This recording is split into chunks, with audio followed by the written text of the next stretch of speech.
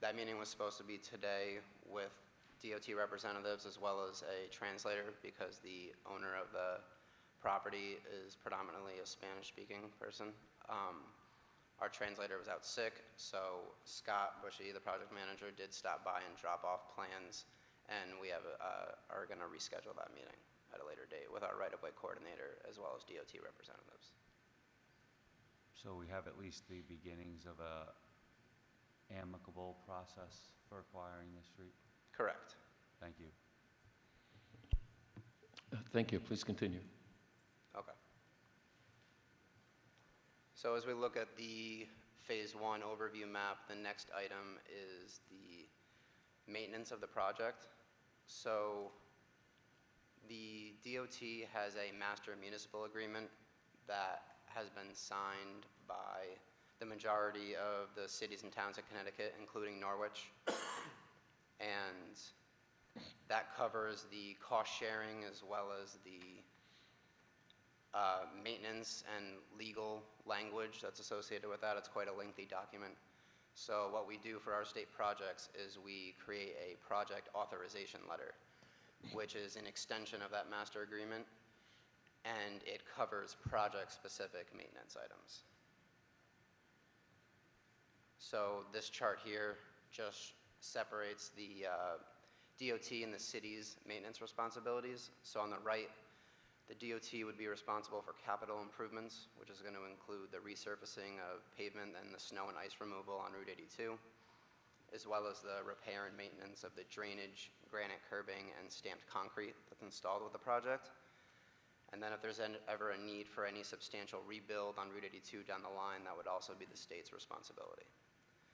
The city is going to be responsible for more of the routine maintenance, which is going to include snow and ice removal of the sidewalk, maintenance of the one bus shelter that's in Phase 1, the landscaping on the project, and then the repainting of any pavement markings associated with bicycle lanes, and the maintenance and energy costs of lighting. And then, as I mentioned previously, once Crane Ave is acquired and transferred over to the city of Norwich, they'd be responsible for that maintenance as well. So this is just some pictures. The bike, that's what the bike lane striping would look like. And that's the one bus shelter that's on Route 82 currently. And that's an example of the center island uplighting that we would like to use and install with the project. And it's aesthetically pleasing, but it also provides a great safety benefit to drivers at night. As you can see in the picture, the floodlight illuminates any of the vertical elements inside the roundabout. And when drivers are approaching the intersection, that light kind of gives them a visible cue that there's a roundabout coming up. For maintenance of the roundabout, we worked with the Public Works and the city engineer to ensure that we were installing low maintenance plantings. They only require pruning every few years. And then for the raised median, we're proposing what we call columnar style trees, which are trees that grow very vertically and they have very little horizontal growth so that it wouldn't interfere with any traffic. And they're also very low maintenance. They only require trimming every 5 to 10 years. This is a screenshot from that project authorization letter that I mentioned previously. And the important part of this document is this paragraph, which summarizes the city's maintenance responsibilities, which reflect what I've just covered in the past few slides. And that's what I have on this, so I'll open it up for questions to you guys again. Alderwoman Gould. If it was necessary to move any electrical lines, who's responsible for the cost of that? So there will be utility relocation associated with the project. And the utility relocation cost would be on the Department of Transportation for all of Norwich's own utilities. Any utilities like Frontier or Eversource or something like that would be a 50-50 share between the state and the utility. But for all of Norwich's public utilities, it's 100% on the state. That's for any replacement. If the city was looking to do any betterments, which include underground utilities, the city of Norwich would be responsible for the difference in cost between overhead and underground relocation. So you're talking about the 4 utilities: sewer, electric, water, and gas. Correct. So that all of those costs to move that existing infrastructure would be borne by the DOT. Yeah, anywhere where we're touching a utility and we need to relocate it as part of the project would be our responsibility. And has that cost been projected into the total project cost?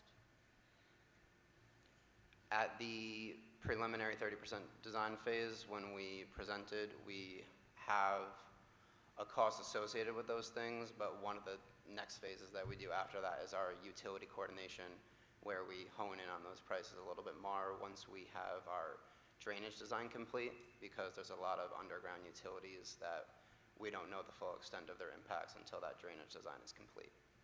So for the $40 million that you're projecting this project to cost, you have not included those utility costs in that? So phase 1 of the project, which is what we're here for today, is a $20 million cost, and that includes a placeholder for utility relocation, but it's subject to change as we continue our investigation. Thank you. President Pro Tem, please. Thank you. So this project authorization letter, this is the same as essentially the same as the deal that we have right now with the state of Connecticut. It's still a state road. We're still responsible for that same list of items on the road as it currently exists. Is that not true? Yes, that's correct. There's just, whenever we come in with the project and replace or install anything new, like the lighting, for example, those are things that we have to add to the agreement that may not be covered in that master agreement because they're items specific to the project itself. But the difference in cost would be minute compared to the overall cost of the project. The difference between what the city pays now to live up to its responsibilities and what the city would have to pay to live up to its responsibilities once construction is complete. Correct. Thank you. Thank you. Alderman Singh. Thank you. So on the drainage, do we only see the scope from point A to point B, where the project gonna happen, or we extend the scope of drainage to certain feet? Because of course, if we are changing few things, it will impact how the drainage happens. So does it go like certain feet on both sides, or? Yes, so when we do the drainage analysis, when we look at the existing and install our proposed drainage, we normally chase it back to reasonable limits, which is oftentimes, if we can, all the way to the outlet, wherever that may be. There are situations where that's much, much farther down the road, and then we can just do as far as we see fit. But I believe for this project, all of the drainage outlets are within, the immediate project area. So our drainage design would include from when we capture it all the way to the outlet. And on the overhead wires, if we are not doing underground, right, then it's fully reimbursed. Correct. All the overhead wiring that needs to be done. Okay. Yep, all the utilities that are Norwich public utilities would be 100% reimbursed by the state. Because some of the poles are frontier pole. Yeah, so those would be a 50-50 split between the DOT and Frontier, but Norwich would And have no cost burden. Frontier is okay with that? Yes, that's the standard That's the standard. utility agreement between the state and all private utilities. And if you can, just for the sake of clarity, clarify me the process of acquisition of those properties and how they are being evaluated, and what kind of protections do you think those business owners have? So you're talking about the 5 total acquisitions? Like, what is Associated the with the project. process like, or how can we make them feel comfortable that, everything will be up to the So- market rate standards? So if we can move forward with the project authorization letter and the property transfer letter today, then after we're able to move into that right-of-way phase that I mentioned earlier, and that's when our right-of-way coordinator can reach out to the property owner and begin that negotiation process. as well as for the total takes, the relocation process, where they're going to work with the business owners. Yep. I think what you're looking for is our right-of-way process. Let me give you a little more information on that. So it starts with an appraisal, and that's done by a licensed real estate appraiser, and that process involves state of Connecticut contracting somebody to do the appraisal. Then there's a state review board state real estate review board that reviews every appraisal done by the DOT, every offer that's going to be made, to make sure that it's fair and just, and that the DOT is spending the state dollars wisely and equitably and fairly. Once that's done and it's determined that the offer is fair and just, then there's a conversation with the property owners. That conversation usually starts with an offer, then some listening. How do you feel about this offer? Are there things on your property that you feel are of higher value and the appraisal should be higher? Tell us. Tell us about your loss of privacy. Tell us about the parking spaces you're losing. Tell us about a tree that a family member planted that's important to you. Tell me about the importance of this business. Things that may have not been considered in the appraisal, until which point we have a conversation with the property owner to hear these very specific things and sometimes very personal things. There's usually some flexibility during the negotiations to increase the offer based on what we hear, if there is contributing value based on those things that are discussed. At some point, the right-of-way coordinator, right-of-way agent, will reach a highest best offer in working with the public in what they can reasonably offer in fairness and equity, and being good stewards of the state tax dollars. And at that point, they tell the owner, look, this is the best we can do. We try to make an agreement based on that offer. Sometimes it works. Sometimes, there's a difference of opinion. If there is, we move on to eminent domain and we acquire the property. The highest best offer then goes into a bank account where the property owner can get the money. It's theirs. And the property owner has ability to appeal at that point. Sometimes the use of eminent domain is a benefit, and it's often done with businesses because they know they have the opportunity to appeal. The appeal is not really to determine whether the state can acquire the land or not. That would happen by state statute, but the appeal gives the property owner the right to go in front of a judge and discuss why they think the state's offer is not high enough. It allows the property owner to present additional information, and possibly a sympathetic judge may increase the offer. But that's an opportunity that can only happen through the use of eminent domain. So, we use the word eminent domain, and it on the surface sounds horrible, but there are other opportunities that come with it that allow property owners to get additional funding and support for their acquisition. Okay. Thank you so much. Other members? Excuse me, Scott? I actually have a dialogue to share with you, if I might. Our comptroller provided a fiscal note, I'll call it that. That's what we used to call things in Hartford about this project. And I'm talking going back to utility costs and such. The term replacement versus relocation, is there an actual difference based on if you're replacing a line? Clearly, the debt service is going to be covered by the people here in Norwich, the users or the ratepayers. In the fiscal note, it talks about $8 million for water, $3.5 million for sewer. Again, the debt service covered by the user fees or ratepayers. There seems to be a discussion that there's a difference between replacement and relocation. If we're simply replacing the lines, is it not the city's responsibility to come up with the capital at first to do the work in congruence with the road project itself, and then the state reimburses? Is that the method? So a little bit more information on that.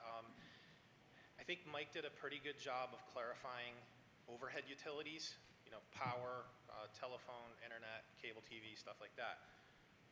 The way we're advancing the project at this point was to move the poles back that are being impacted by the project. there would be absolutely no cost to the city. Everything's on DOT, 100%. We reimburse municipal utility 100% for the poles. Any of the utilities that are with the poles, private utilities, they get reimbursed 50%. By state statute, they have to contribute 50% because they occupy the state right away for free. So that's the way the statute's written. Once we look at underground utilities within Route 82, water and sewer specifically, and it was brought to our attention, several times. We heard very clear at the public information meeting about the sensitive nature of the water main, and quite a coincidence. Within a few days of our public information meeting, there was a water main break on Route 82. We all saw it. We know it. We know how old it is. We know how sensitive it is.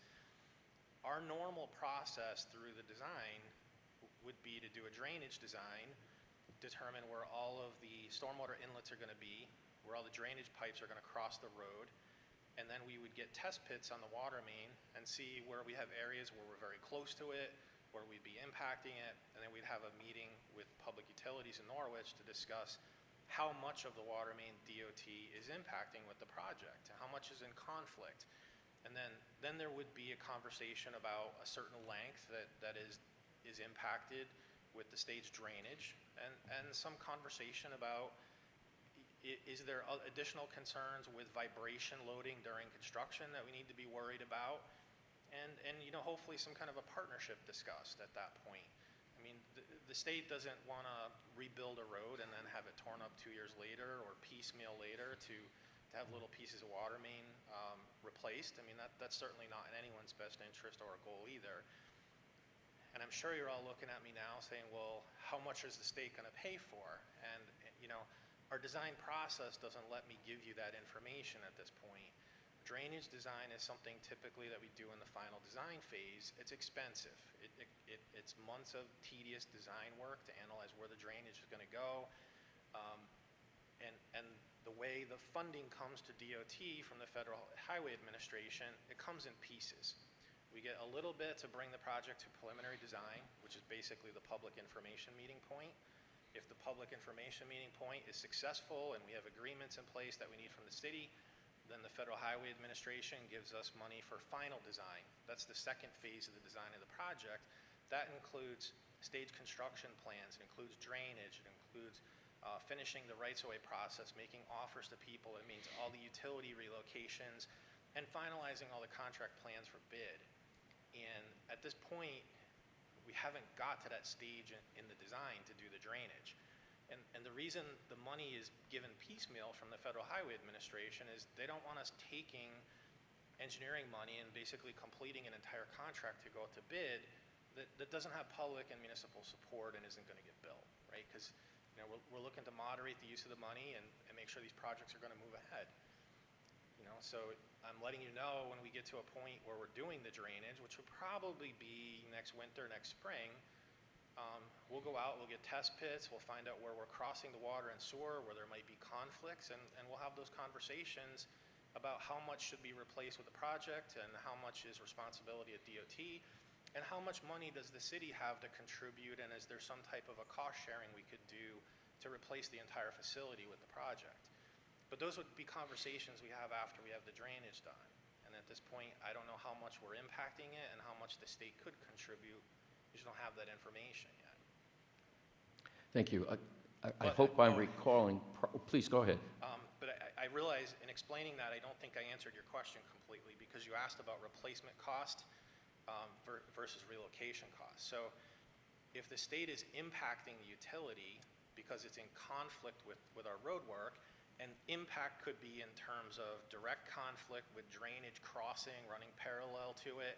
It could be in direct conflict with the work. It could be in such consideration where we're close enough to it that construction loading and vibration would be a concern that we're going to break it because of its age, so we would replace it anyway. Any of those types of situations, the DOT will pay 100% reimbursement to the city for. Thank you. My only final statement would be that we have a great utility company. They know where their schedules are, when things need to be replaced, improved.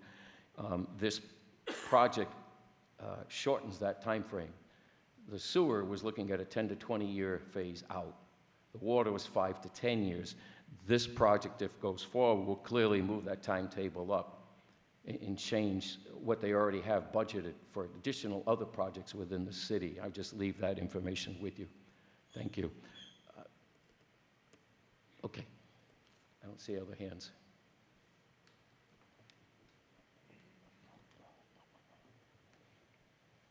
Please continue, if you wish. That was the rest of the presentation. So, if there's no further questions on either the Crane Ave property transfer or the project authorization letter, those are the two main topics. Members have additional questions at this time? We're all set. Thank you very much.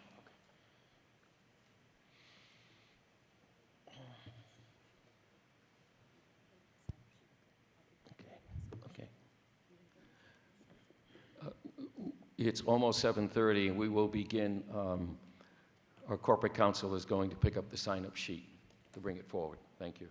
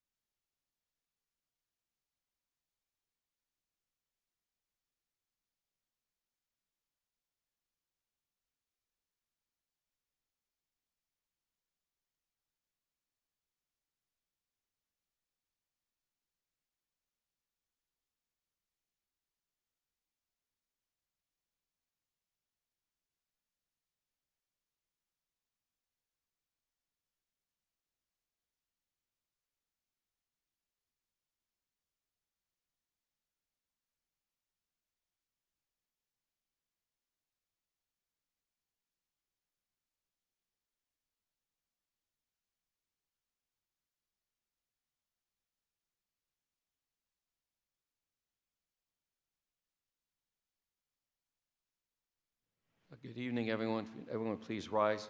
We'll be led in prayer by Alderwoman Berto.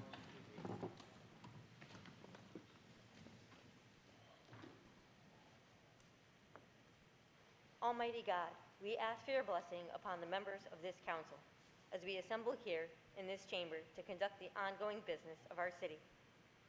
With your guidance, we will strive to ensure that all of our decisions are for the common good, and for your inspiration, we instill respect, compassion, and thoughtfulness in all of our deliberations. Give us the strength and the wisdom to lead by example as the people's representatives, and that peace and harmony will mark all of our proceedings and keep us faithful to the trusted place in us by the citizens of your community. Amen. Amen. Alderwoman Singh, please. I pledge allegiance To the flag of the United States of America, and to the republic for which it stands, one nation, under God, indivisible, with liberty and justice for all. Thank you.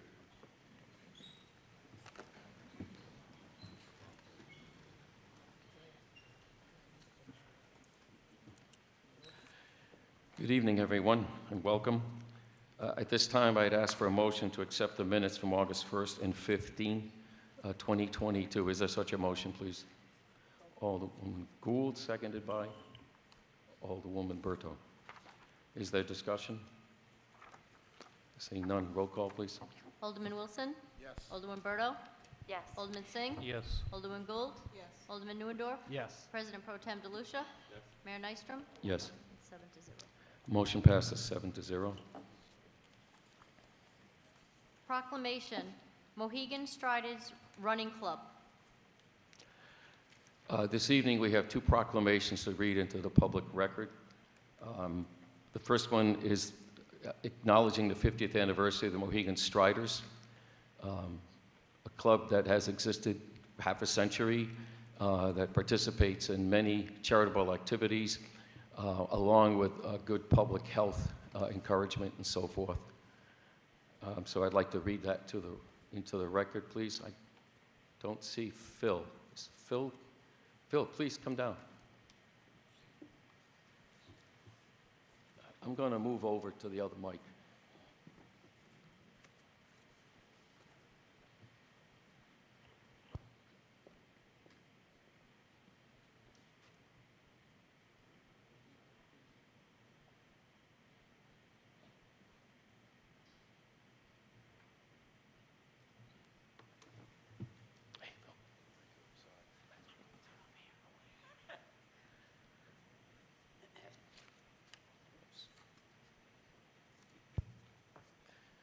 This is an official proclamation from the city of Norwich. Whereas Mohegan Striders Running Club started on April 9th, 1972, the club started as a long-distance club for runners, joggers, and race walkers. Dues were $1 with 30 members, and by the end of the year, closed out with 83 members. Whereas on Sunday mornings in early 1970s, runners gathered at the home of John Martin, and they followed a route that gave them hill training and some distance. Along the way, they stopped at the Longhouse at the Tanaquidgeon Indian Museum to visit Chief Harold Tanaquidgeon, who became a very good friend to the group. And whereas on July 14, 1974, the first induction held was for John DeGange, retired sports writer. The second induction honored member of the club was Chief Harold Tanaquidgeon, Chief of the Mohegan Nation. And whereas Mohegan Striders have applied for and received an official Connecticut AAU charter, which recognizes it as a member club, the Striders are able to hold AAU-sanctioned events related to long or medium-distance road races and race walking events. And whereas Mohegan Striders now have over 300 members and can proudly claim that men's open racing team is leading the Connecticut USA TF competition. And whereas despite Mohegan Striders' successes in the various USA TF age groups, they pride themselves on having the most social, the most fun club in the state, for speed is not the backbone of this club, camaraderie is. And whereas there is a quote at the end of the article by George Main on October 18, 1975, no matter where you go, you can see a Mohegan Strider. Never look back, we're always there. Now therefore, I, Mayor Peter Albert Nystrom, and Norwich City Council President Pro Tem Joseph A. DeLucia, on behalf of the Norwich City Council and the citizens of the city of Norwich, to hereby congratulate Mohegan Striders Running Club on their impressive record in their 50 years of running, jogging, or race walking in camaraderie, dated the 6th day of September 2022. Congratulations to you.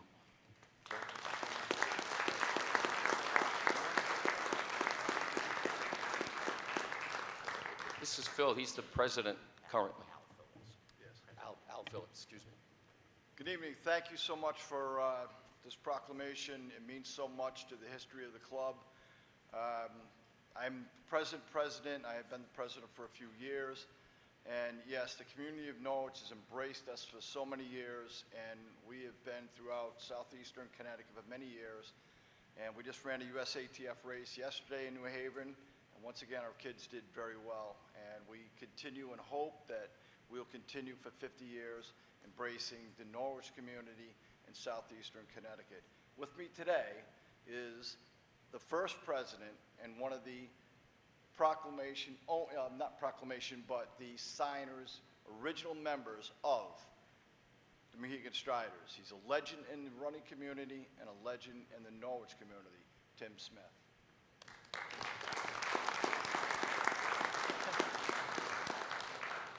Only to impress that President Phillips and I are just bookends of a truly thriving organization. The stewardship throughout about 5 decades, it is hard to believe, but very creative, very energetic group, always. We've had our ups and downs, and yet we still thrive, and hopefully we'll go forward for many, many decades as well. Thank you so much.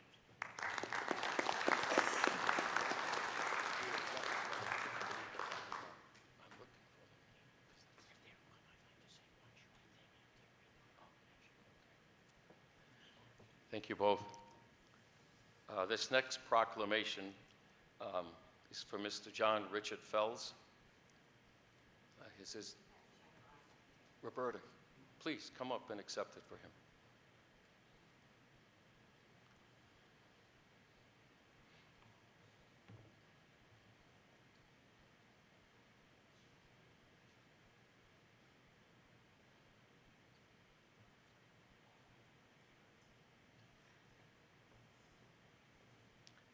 With me is Mrs. Roberta Vincent, a New London resident, but a very good friend to the Norwich community. In fact, we have her all the time here. This is again a proclamation, whereas on Labor Day in 1922, John Richard Fells was born, and today, this past September 4th, he reached the centenarian milestone, his 100th birthday. And whereas John Richard Fells attended Hobart Avenue School and graduated from St. Mary's School as valedictorian and class president in 1936, he attended NFA, where he taught buglers from his second year to his senior year, working his way up to first trumpet, graduating in 1940.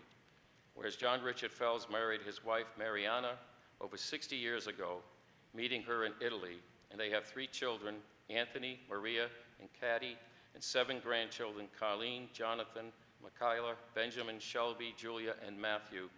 Whereas John Richard Fells served his country honorably and continues to honor, having enlisted in August of 1942 in the Army and was discharged on January 20th, 1946.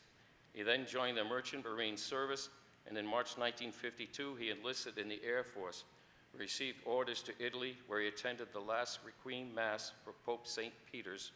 Whereas John Richard Fells is a member of the Avino Reunion Association for people that were stationed in Avino, Italy, and they hold a reunion yearly, with every 3 years being in Avino, Italy, a group of 70 to 80 people. Whereas John Richard Fells in 1987 and 1998 was honored as Veteran of the Year, and in 1985, during the 100th anniversary of the White Cross Council 13 Knights of Columbus, he was named Knight of the Year, and in 2004, he was honored to play taps at Veterans Week in San Antonio, Texas. He stopped bugling at the age of 90. And I can tell you, for many veterans events in this community since I've been active, he was always there, playing taps for us. Now therefore, I, Mayor Peter Albert Nystrom, and Norwich City Council Pro Tem Joseph DeLucia, on behalf of the Norwich City Council and the citizens of the City of Norwich, do hereby congratulate John Richard Fells on his impressive record and a life well lived, dated again on his birthday, the 4th of September. Thank you.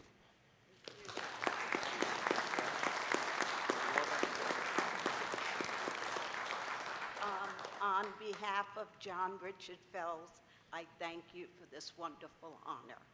Thank you.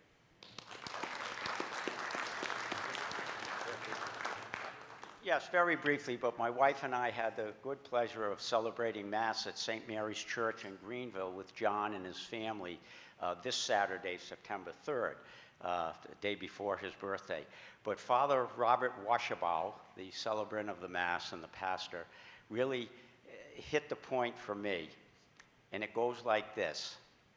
In 1922, an angel came before our Lord and said to our Lord, "Lord, John Fells is coming." Our Lord looked at the angel and replied, "We have to build a new church." And in 1922, John Fells was born on September 4th, and on December 8th, St. Mary's Church held its first Mass at the present building on Central Avenue. So 3 months out, and there was the church again. And John is celebrating 100 years right along with that sacred building. So we're pleased that John has always been a part of this community. And to the council and the administrators, thank you so much for your stewardship. I was born on Church Street. I hope to die here.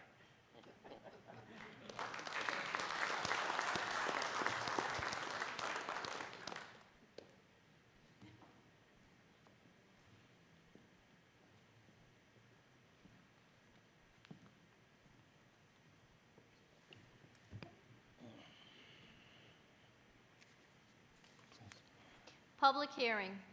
An ordinance regarding additional fiscal year 2021-22 appropriations for the City Consolidation District. Thank you, Betsy. At this time, I declare the public hearing open.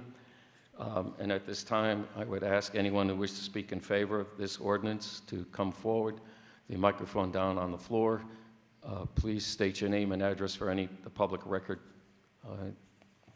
Is there anyone who wishes to speak in favor of this ordinance at this time?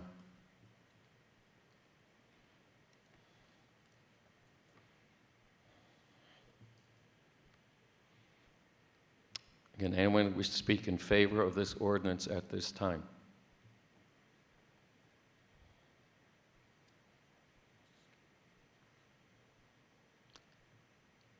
Third attempt. Is anyone wish to speak in favor of this ordinance at this time?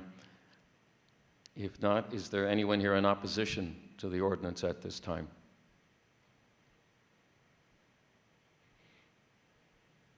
Is there anyone in opposition at this time?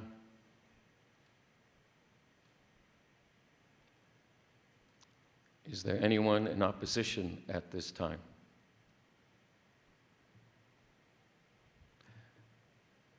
Seeing none, I then declare this hearing closed. Thank you. Second reading and action. An ordinance regarding additional fiscal year 2021-2022 appropriations for the City Consolidation District. Thank you. At this time, I would ask for a motion to bring this to the floor. Is there such a motion? Alderwoman Gould. Second, Alderwoman Berto. Is there discussion at this time? Seeing none, roll call, please. Alderman Wilson? Yes. Alderman Berto? Yes. Alderman Singh? Yes. Alderwoman Gould? Yes. Alderman Neuendorf? Yes. President Pro Tem DeLucia? Yes. Mayor Nystrom? Yes. That's 7-0. Thank you. The ordinance is adopted 7-0. Petitions and communication. Record of vote on the recommendation to the City Council regarding the City Council's authorization to the City Manager to execute any and all project authorization letters regarding the Route 82 upgrades and improvements. At this time, I'd ask for a motion to bring this to the floor. Alderman Singh, is there a second? Alderman Wilson, is there a discussion on the motion to receive? Roll call, please. Alderman Wilson? Yes. Alderman Berto? Yes. Alderman Singh? Yes. Alderman Gould? Yes. Alderman Neuendorf? Yes. President Pro Tem DeLucia? Yes. Mayor Nystrom? Yes. 7-0. Thank you. The motion passes 7-0. The matter is received. City Manager's report. Oh, thank you. This is the City Manager's report for September 6, 2022. Meetings attended were the Southeastern Council of Governments, Southeastern Area Transit, NPU City Coordination Meeting, NCDC Board of Directors, a meeting with fire chiefs. The Connecticut Port Authority has approved an additional grant of $289,490 for the decaying pilings at Brown Park.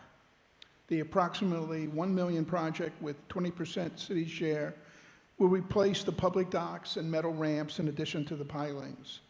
Their approval will be forwarded to the State Bond Commission for consideration in October. The Connecticut Port Authority has approved a $45,000 no-match grant for design improvements along the Heritage Walkway to the bank of the Yantic River. Youth and Family Services partnerships with local schools continues to expand. They attended freshman orientation at NFA, talking with over 250 families about their programs and services, along with 6 other community events in the past month, providing information on substance use prevention, mental health, and as well as providing free backpacks and school supplies to hundreds of Norwich families.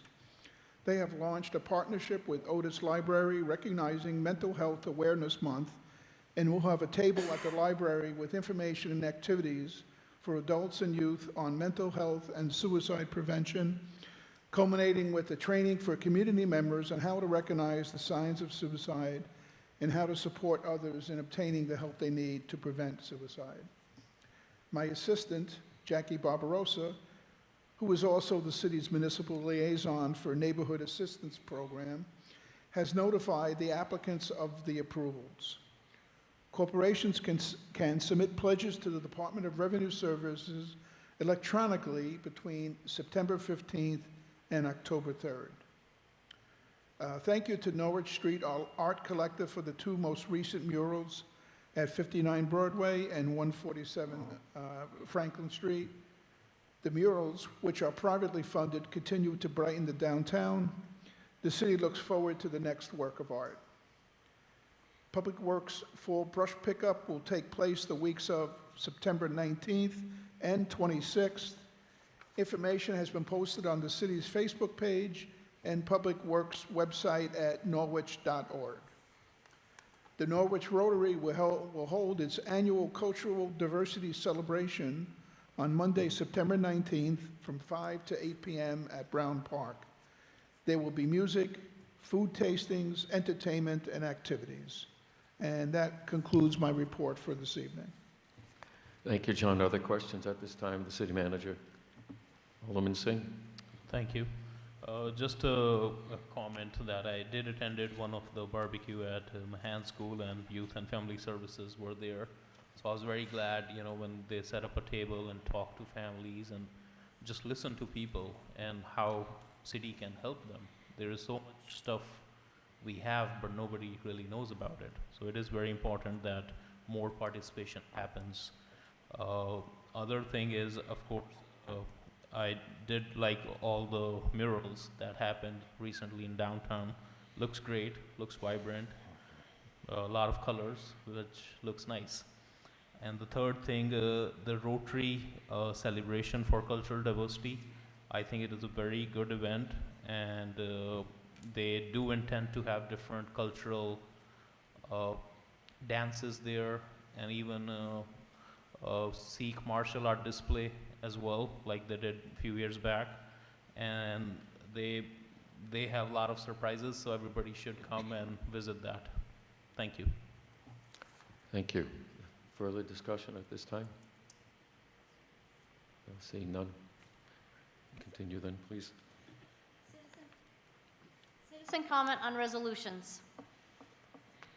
At this time, I declare citizen comment on resolutions to be open. This is the time, those of you who signed up to speak, I'll be reading from the list in order. If you did not have a chance to sign up, we will continue to ask if someone else wants to join in the conversation. Thank you. The first person to sign up is Greg Schlau.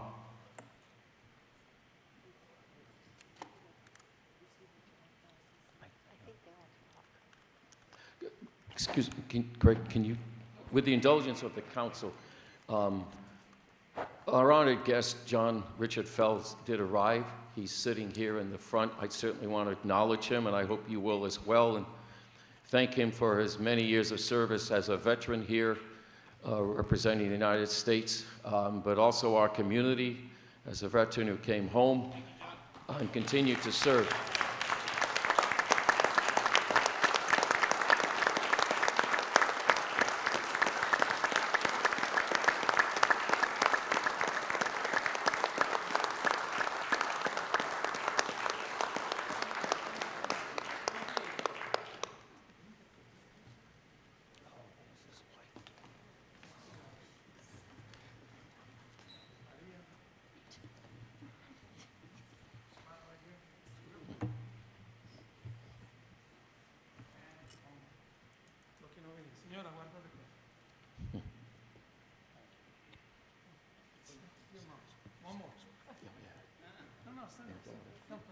Un bel sorriso, nice smile.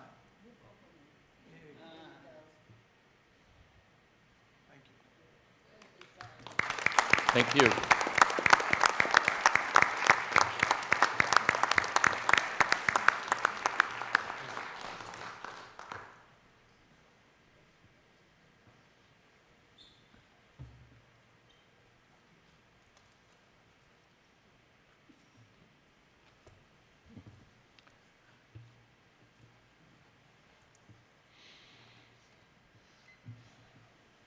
I'm very happy you did that, Mr. Mayor, because I would have felt really awful speaking before you recognized the gentleman.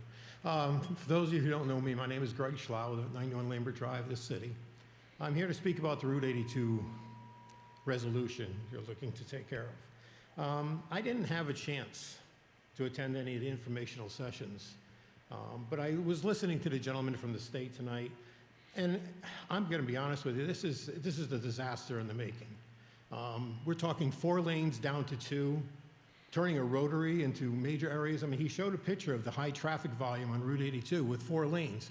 Now take that traffic volume and put it to 2 lanes. Tell me what's going to happen. You're going to have more crashes than you do now. Their statistics say that, but if you've driven on Route 82, statistics don't mean how these people drive on Route 82. It's been known as Crash Alley for a reason, and that's why. I think if you're going to do anything with it, make what you have now better.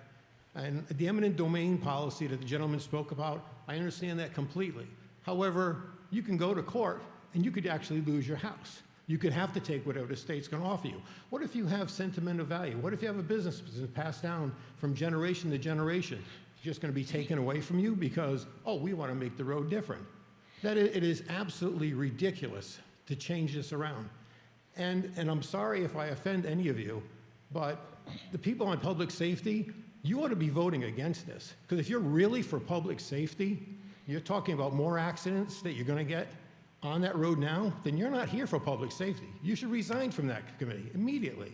I mean, Chief Montoya is here, I noticed, from the city, and then you have the East Great Plains Fire Department. They're the ones that are going to be impacted by this entire project. So you're going to be looking at fire truck usage, which means they're going to be replaced more. You're going to be looking at fuel surcharges for the fire trucks. Then you have the EMS system that comes into play. You have to pay for all their medical supplies they're going to be using. You have American Ambulance, which, okay, the city doesn't fund, but they're going to have an increase. They're going to want more money from the city. And what about the police department? You're going to have to hire on more officers because you're going to have more issues that are going on than what you see now. I think this is an idea that the city should just throw out the door, tell the state, thank you very much, we don't want it. Thank you. Thank you, sir. Tom Callanan.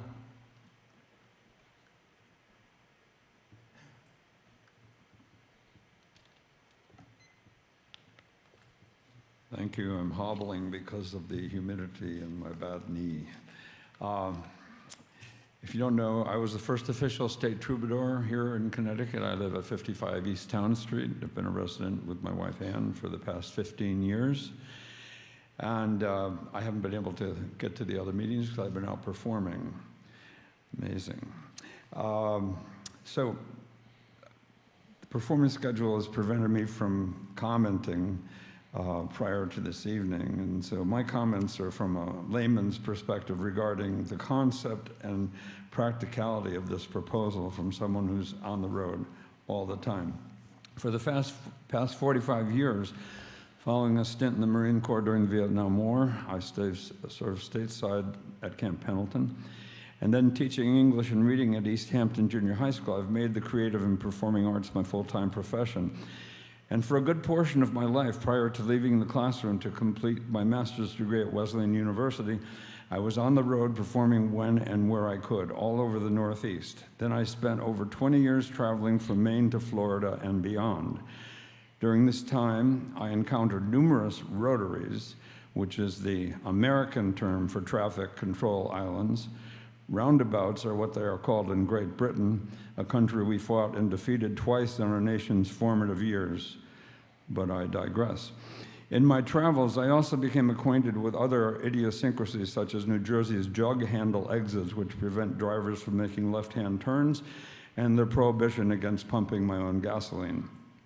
I've been on the road or otherwise engaged up until now, but since tonight is a hearing on a topic I've had experience with and strong opinions on, I've checked out a number of websites to get more generally informed. One of the most impressive sites was the Federal Highways Administration's very polished and professional-looking one, touting the benefits of roundabouts. You can find it online.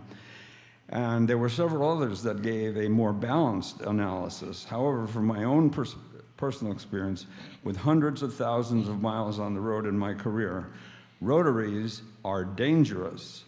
I have seen many, many accidents and/or very close calls and heard from friends and colleagues about many other many others, that they had experienced. And I understand this is hearsay evidence, and it's not admissible in a court of law, but this is a public hearing, and I know what I've seen. I can't grasp why the experts are so dead set on impeding forward progress, something which seems to be in our human DNA. We're now trying to get to Mars using the moon as a staging base. We root for all sorts of athletic contests in which the victors reached their goal by being the faster, the stronger, the wilier, or just plain luckier. But without their forward progress, they wouldn't have achieved their goal. In academics, politics, business, sporting events, everything, forward progress is essential. Attempting to control a human being's forward progress doesn't accept or even acknowledge who we are and how we're wired. When governments try to reprogram human beings from being, well, human beings, some cliches are triggered in my mind. Here are three: a fly in the ointment, a cog in the wheel, a monkey wrench in the works. All non-complimentary terms used to describe the general befuddlement and sluggishness caused by a lack of forward progress, which is a trait that has defined Americans, whether native or immigrant, legal or otherwise, from its inception to the present day. Considering forward progress a derogatory term goes against our innate human experience, and only through heavy-handed, browbeating, and demoralizing can our governors, with a small g, i.e. policymakers, do we succumb and relent that radical ideas like this can be put into practice. Throughout human history, humans have passed down the memories of freedom, interrupted and open traffic patterns will remain as part of our legend and lore, poetry, literature, the fine arts, and yes, even folk music. I can say that for sure. Onto the topic of Excuse me, Tom. nostalgia. Could you please summarize? Okay. Got a couple more sentences. So if this absurd notion comes to fruition, it is my humble opinion that West Main Street will become a ghost town. But looking at it from a half-full glass perspective, eventually, after becoming a blighted eyesore of neglect, our governmental experts would eventually be able to transition, a word popular in the current lexicon of government speak, being transformed into a lovely boulevard refashioned from the wasteland and devoid of the current chaos that apparently has some folks intent on a huge makeover under the guise of public safety, whether they live to see it or not. Please consider what you're doing. Norwich is a great town. Thank you. Thank you. David Bishop.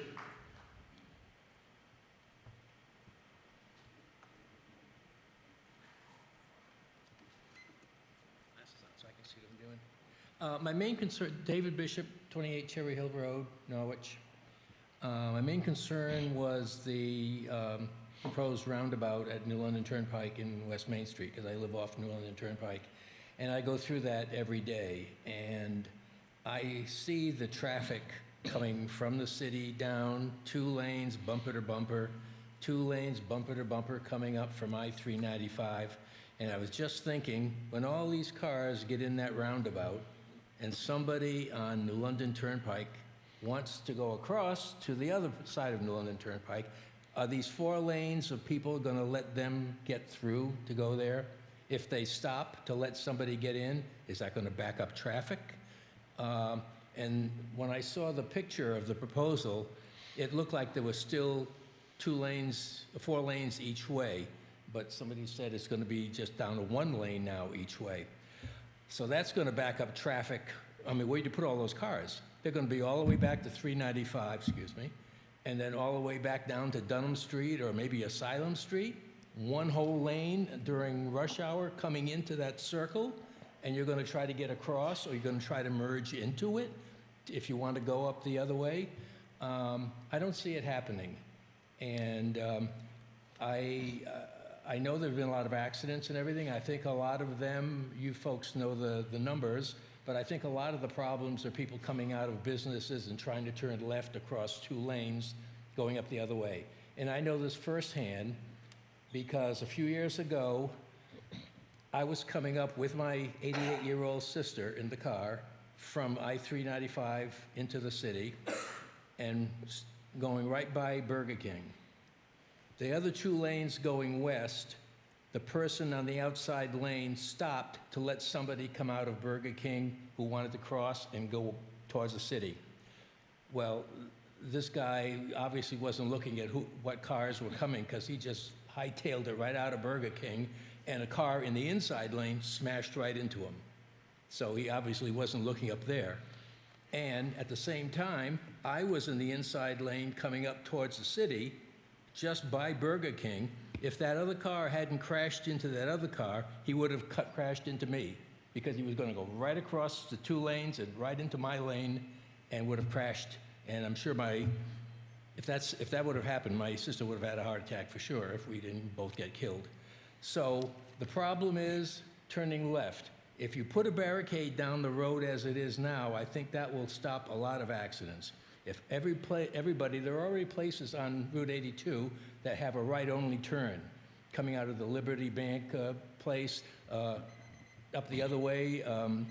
Chelsea Groton has to go down right. I think Walgreens also goes one way.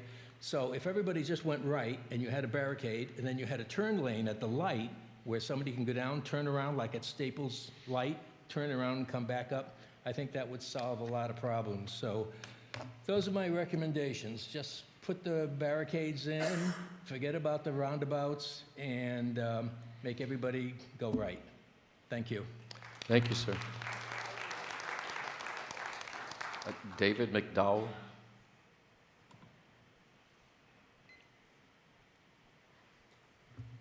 Hello, my name is David McDowell. I own Sign Professionals at 303 West Main Street. I'm one of those small business owners both sides of the aisle claim to care so much about. My building be one of those taken in this project. I want to start by saying the DOT has kept us informed on this project from day one, and I fully understand they take no pleasure in taking my building. However, in doing so, they will most likely put me out of business and our employees out of work. This is a business my best friend and I started almost 30 years ago in my basement. Our dream was always to own our own business and building. Some would say the American dream. Our goal was to build a successful business and own the building we worked out of, so one day we could sell the business and rent the building. This was our goal and our dream and our retirement plan. We have worked 15 to 17 hours a day for years and have worked diligently to accomplish our goal, and we have reached this goal with the help of many great businesses, organizations, and the people of Norwich. Now, some 30 years later, I am told we are worth fair market value. If we decide to move on, we will be starting from scratch all over again at 56 years old, and that's not an easy task, and of no fault of our own. We didn't make a mistake or a bad business decision. We didn't invest poorly in equipment or a building. Quite frankly, if this goes through, we are just getting the short stick in a game we didn't ask to play. I read Councilman DeLucia's comments in the Day article, and I quote, "There are 16 vacant properties between Asylum Street and the I-395 on-ramp, so there are plenty of opportunities for businesses being displaced to relocate." I would respond, sir, with this. The current cost of rent for the approximately 3,500 square feet we now have is between $6,000 and $8,000 a month along West Main Street. All those I have talked to want the rent plus triple net. And for those of you, because this was news to me, for those of you who don't know what triple net is, the landlord expects you to pay the $6,000 or $8,000 a month rent.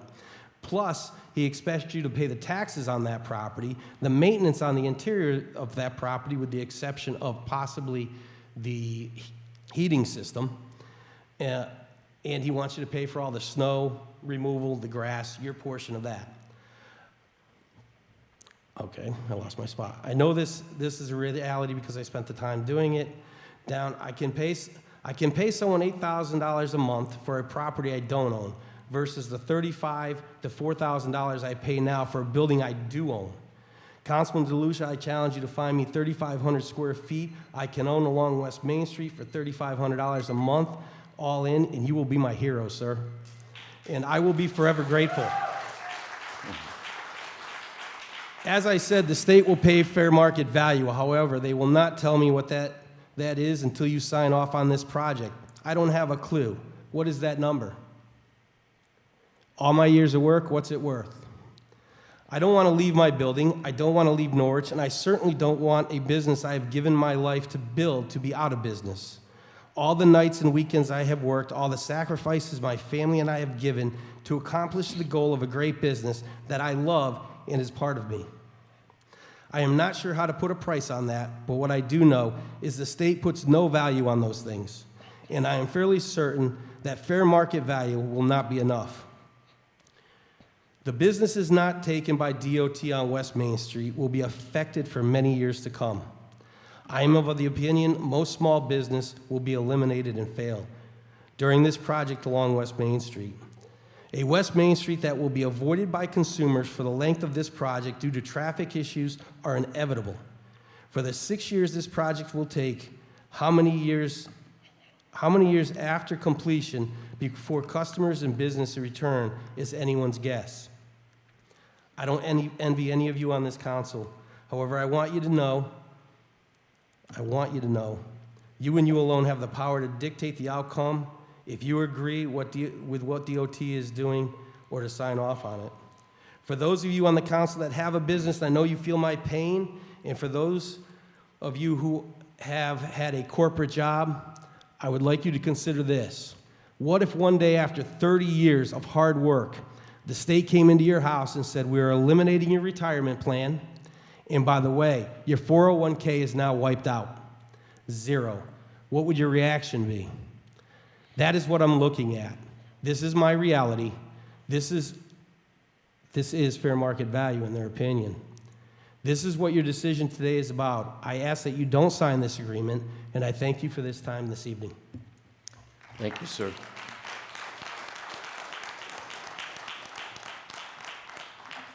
John Rechnowitz, please.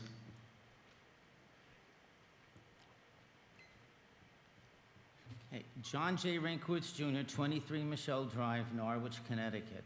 Here we go again with these ridiculous roundabouts in Norwich. The one in downtown Norwich area could use a merry-go-round in the center of it. As the mayor of Norwich and the city council, you're really doing injustice for the residents of Norwich by keeping them completely updated of what is happening. You need to send out an informational packet to the taxpayers, to all the taxpayers, including 1, explanation of the roundabouts, 2, loss of businesses, 3, tax increases, 4, actual costs and fees that the developers are getting and additional costs that could arise.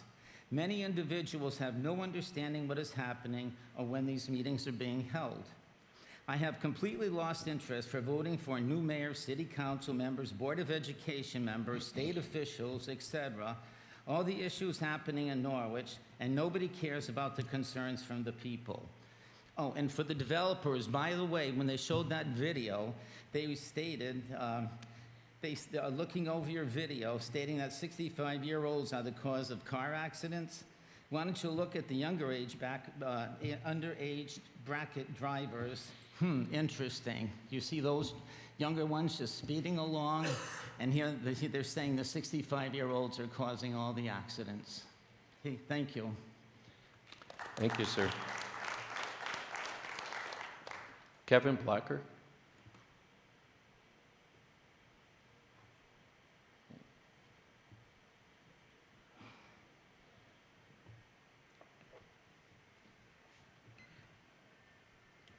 Name's Kevin Blacker. I drove up from Noank today.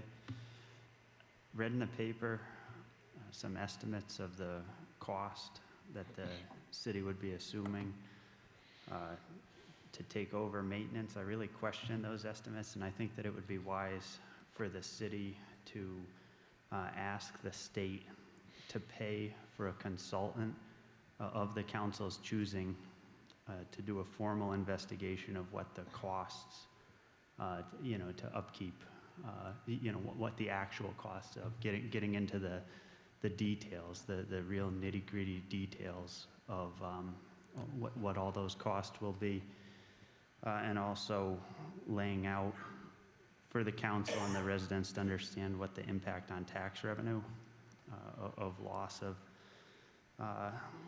property and businesses will be.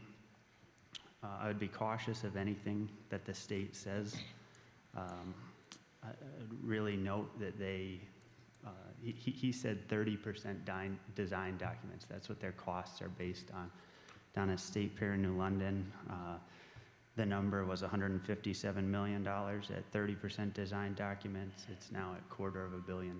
In Noank, where I live, the bridge leading into town was supposed to be $5 million. It ended up, time and a half that. So I would say that the state, their word is not trustworthy. So I'll just say that.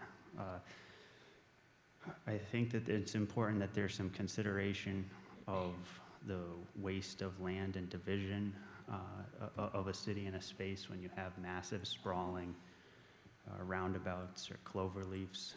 And I guess two more points I'd make would be, I think there should be some consideration of, or a look at who historically has been impacted by eminent domain and how those people recover financially and emotionally from that. The last thing I'll say is with the press here and looking around this room, there's a real lack of young people. I think that the council would be wise to make some jabs at the younger generation for not coming and participating. Thank you. Thank you, sir.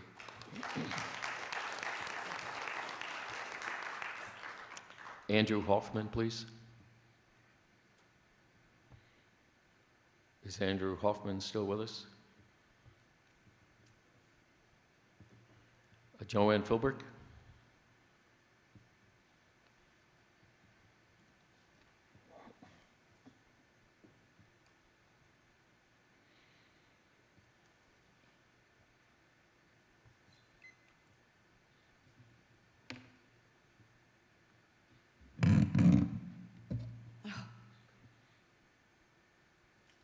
Joanne Philbrick, Norwich Town. Tonight I will be speaking for myself, but I also will be speaking for Marvin Cerruto, 100 Star Street, Norwich, Connecticut, United States of America. Thank you. I knew I'd get it right or wrong, so I wasn't going to take the chance. Marvin died. You won't read about it in the newspaper. You won't see any proclamations.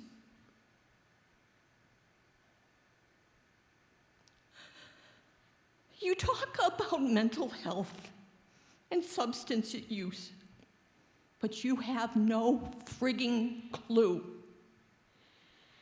You don't know, and you don't care.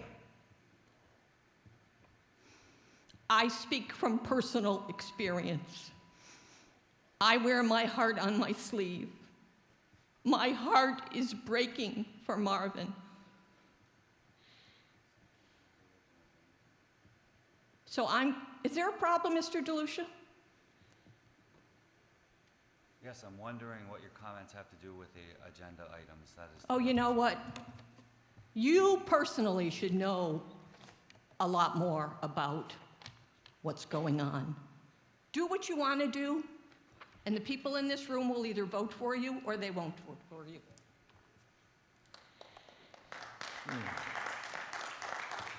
Thank you. Steve Bokoff?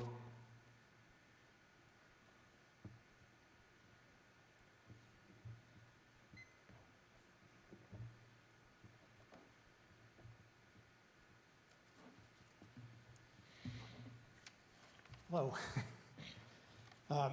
As some of you know, my name's Steve Bokoff. I was born in Norwich. I live in Norwich. My accounting practice is located at 457 West Main Street, the site of one of the 6 proposed roundabouts. I've been an active member of the business community in Norwich for my entire career. As you might guess, I'm committed to the long-term improvement of West Main Street, and I would be eager to work on other alternatives to this plan. I'm not in favor of the project in its current form. I believe the proposed roundabout at Osgood Street is totally unnecessary. Traffic heading into Goldblatt Bokoff, that's my firm, it's approximately 10 to 15 cars per day, and at the most. And Osgood Street has very little traffic also. So, why do we need a roundabout there? I'm told it's so people can make U-turns.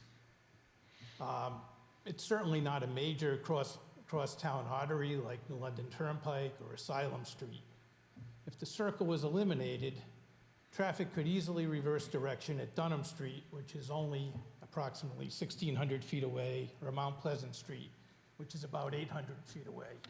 Since traffic will be flowing freely according to the presentations, that wouldn't take long at all to just make that little extra drive. More importantly, though, if the project goes forward as it's presented, employees working on the lower level of our building, the side of the building that faces Crane Avenue, they're going to be in danger every single day. The state, and I appreciate everything they're doing, and I met with them, and they're all good people, and I'm sure they're trying to do the right thing. But they expect all the cars going through the roundabout to be going at 25 miles per hour. They've assured me that's all they're going to be doing. And I've seen people on West Main Street, they're not going 25, not all of them. So my question is, what happens when there's a speeding or a distracted driver heading westbound, I think I've got that right, who suddenly realize they're about to enter a roundabout and they're going too fast? I mean, if I was driving and I was going too fast, I would probably turn the wheel hard trying to maneuver the circle. And when that happens, if they're going fast enough, they will end up in the ground floor of our business where people are sitting. I'm told there's a clear zone of 15 feet, and that'll stop any errant vehicle, and that our employees will be safe. Honestly, I don't believe that for a single minute. There's many other shortcomings to this project, which have already been questioned. However, I'll speed up here. However, the state seems to have an answer to all of them. It almost seems too good to be true. Every single shortcoming, there's a simple answer. How will tractor trailers get into and out of businesses establishments? And if you have to go over the center divider or go over curbs, it's probably not the best solution. How will a single lane accommodate all the traffic that now fills 2 lanes? What kind of backup will there be when the school bus stops and vehicles cannot pass when the flashing red lights go off? Will pedestrians really be safer? How many businesses will close as a result of the construction? I could go on. I've been told several times that this project is still in its preliminary design phase and that it's far from a done deal. So I ask you, why are we here tonight voting on whether or not to sign a project authorization letter and to approve the conversion of the entrance to my office, commonly known as Crane Avenue, into a city street and a new entrance to the Westgate Shopping Center? Seems like we might be putting the cart before the horse. I urge you to delay this vote and explore other options. Thank you for considering my comments before any decisions are made to move forward. Thank you. Thank you.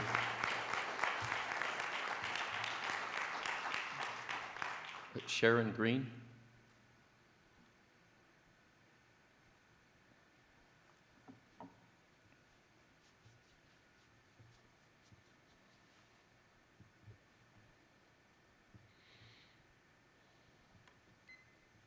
My name is Sharon Green. I live at 36 Elderkin Crossing, which is Route 82.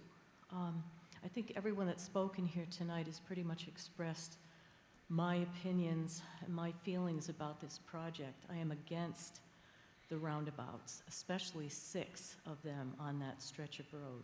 I think it's too many, and I think it may create more of a danger than what we have now. I think it's the speed at which people drive that is a lot of the problem on West Main Street. And I really feel for the business owners on that street with this project if it goes through and what the future may bring for that. I personally may never drive down that road again if there are 6 roundabouts. So I just wanted to express my opinion that I'm against this project. Thank you. Thank you.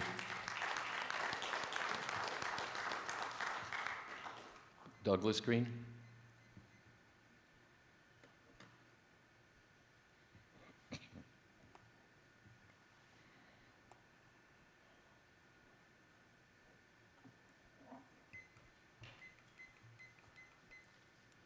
My name is Douglas Green. I also live at 36 Elderkin Crossing. When Sharon and I walked in, we saw the sign-up sheet. We thought it was just to express our opinion on the sheet. We didn't know that we were going to be called up here to speak. But here I am. I have been driving Route 82, West Main Street, for 27 years, from where we live to where I worked in the city. That's 18 traffic lights, one way. I've driven that road every day for 27 years, sometimes twice a day, 3 times a day, sometimes 4 times a day. Early mornings, late at night, during rush hour. Lunchtime is the worst. If anybody knows what it's like at lunchtime. I'm totally against this. I agree with so many of the previous speakers, especially the number of roundabouts. That's just insane. Think about it. Just insane. So I'm here to voice my opposition to it, at least in its present form. I think the design could be improved. I'm not anti-roundabout. I think the one downtown is fine. But 6 of them, way too many, and I'm totally against it. Thank you. Thank you, sir.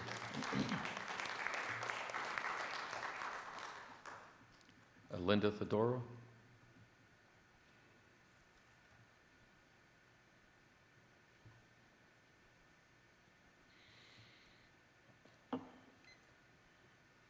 Hi, my name is Linda Theodoro.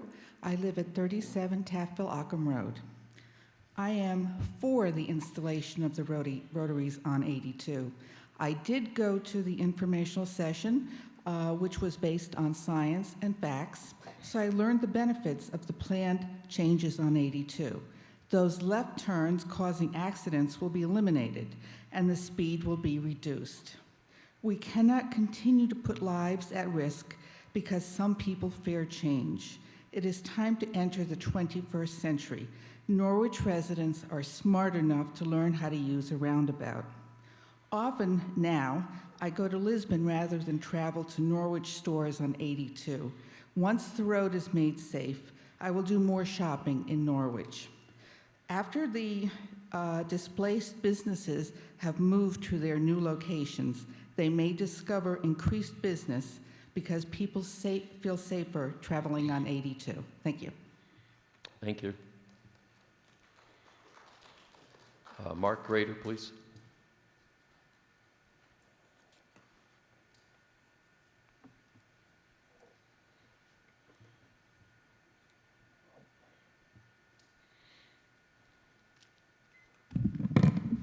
Thank you. Thank you. I'm Mark Grader. I own Grader Jewelers located at 561 West Main Street across from Dunham Street. I stand against the scope of this project. I see the number of roundabouts within this small stretch of road as totally excessive. I agree with the mayor that Norwich is being used as a guinea pig, not unlike the failed Captain's Walk project that hurt so many businesses in New London years ago.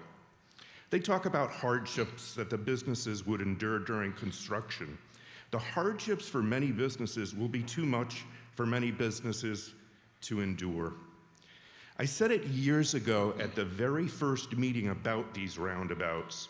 Brick and mortar businesses have enough obstacles, including but not limited to the internet. We don't need construction and delays. We need local and state encouragement of buying local.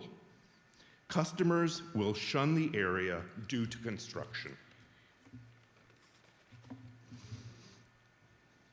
Just move, they say. There's 16 vacant properties. Well, my building was built to my parents' specific design plans. It was a culmination of what is now 60 years of doing business in Norwich. That's 6-0. This is a slap in the face. It is our legacy, pardon the pun, our crown jewel. Just move. What people don't understand is when businesses close down, they don't reopen, folks. Do you see a new Benny's anywhere? How about Radio Shack? Dot's Clothing Store, Payless Shoes, Fashion Bug, Zayre's. And it's already happening now. The car wash 2 buildings away from me, closed. Granite Electric across the street, closed. It's too much, folks. I vote strongly against not supporting this. Thank you for your time. Thank you.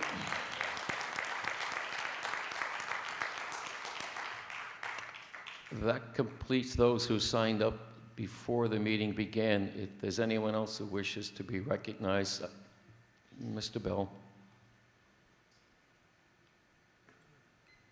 Thank you. Robert Bell, 122 Broadway. I'm sure it is somewhere online where the informational that was put out, I did attend, is available for us to see online. There was a couple of speakers before me who said that they weren't able to make it. I initially was against the project altogether. However, in the informational, a lot of my questions were answered. On the resolutions tonight, the resolution tonight is whether or not we're going to sign to say that the taxpayers of Norwich are going to be responsible for the snow removal, upkeep, electricity, and all those sorts of things. Mr. DeLucia, you had mentioned or asked the question earlier, aren't we already responsible for these things? And the answer from the DOT was yes, we are. If we are responsible for things, my question is, hopefully y'all can answer it in your discussion back and forth. Why are we signing a resolution to say that we're going to continue if we're already responsible for these? But on the roundabout, so I like the project because a lot of my questions were answered in the informational, but I will stand against it as it is, because when you start taking away people's livelihoods, taking away little boys and girls' dance school, and all those away from people forcefully, whether or not they want to, I will stand in the way if elected in November. Vote Bell.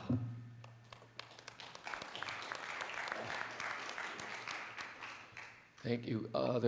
Yes, please, Mike.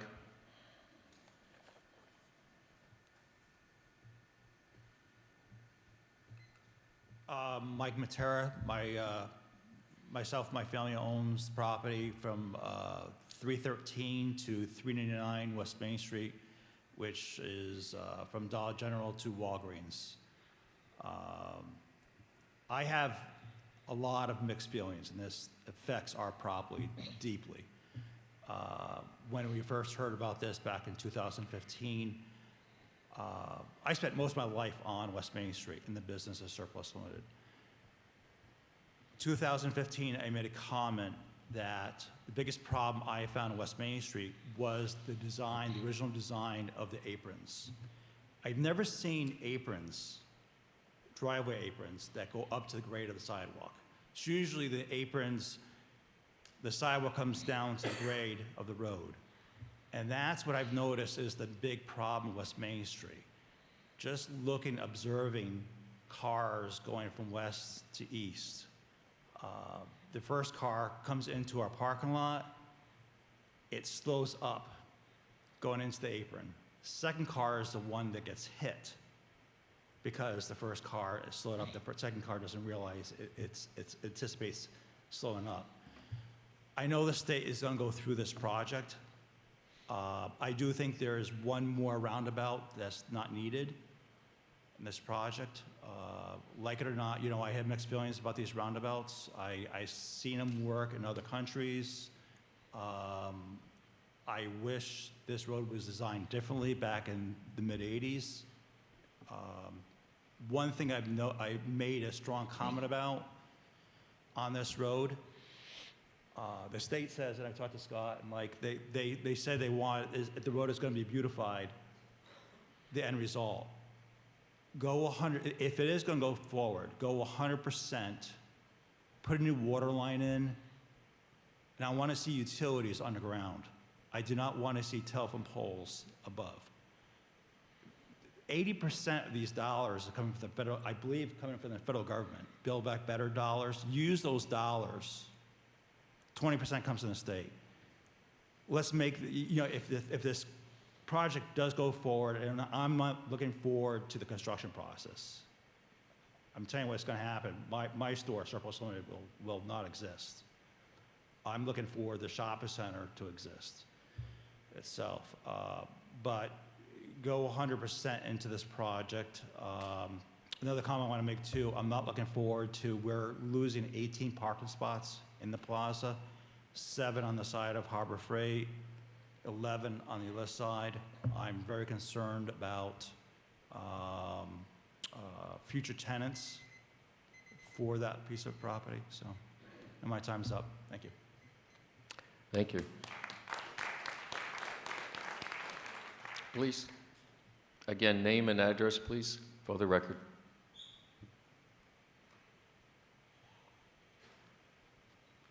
Good evening.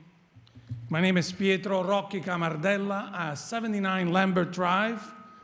I've been in Norwich, a citizen of Norwich, a business in Norwich since I came from Naples, Italy.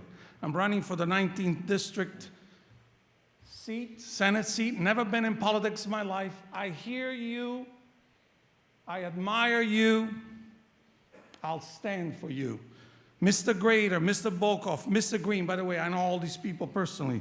Mrs. Green, Mr. Matera. We not only have to consider projects, we have to consider the families. Mr. Grader, God bless your parents. 60 years, we just celebrated 100 years of Mr. John Fells, which, by the way, I did his daughter's wedding. The point is, forget just the numbers, think of the lives. As an impact as lives. And if I may endure just a little bit, when we're assigned responsibilities, it's not just numbers. It's the impact that goes on and on and on. Now, if you drive to Florida, which is all flat and huge, you get these roundabouts, but they designed from the beginning. And you definitely don't need 6. God bless America. Thank you. And it looks like, yes, please, gentleman back.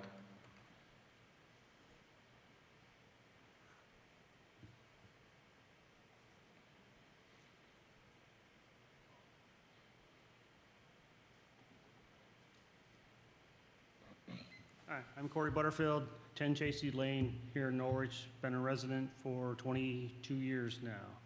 I just returned from Natick, population Massachusetts, 37,000, about the size of our city. Along the heavily congested Route 9 through Framingham, Wellesley, and Natick. And I would agree with the gentleman with the barricades. Route 9 is a barricaded road. 2 lanes each side, barricade with U-turns every approximately 1.5 miles. High-end cars, high-end mall, twice as more expensive than Crystal Mall. 3 days or a Labor Day weekend, 0 accidents. The people understand we can only turn right, we can't turn left. And then they go to the U-turn, come back the other way. Not a problem. So where there is alternatives that I don't know if these gentlemen have even considered. And when I visited New York in the Saratoga Springs, Ballston Spa area where I lived, the roundabouts they mentioned during their presentation are 3 miles apart.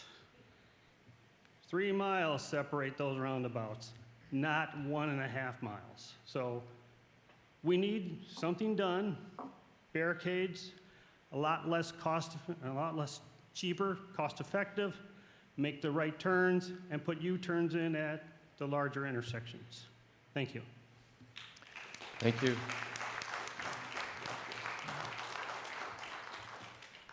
Anyone else like to speak at this time? Yes, please, the gentleman back. Come up, Paul. Thank you.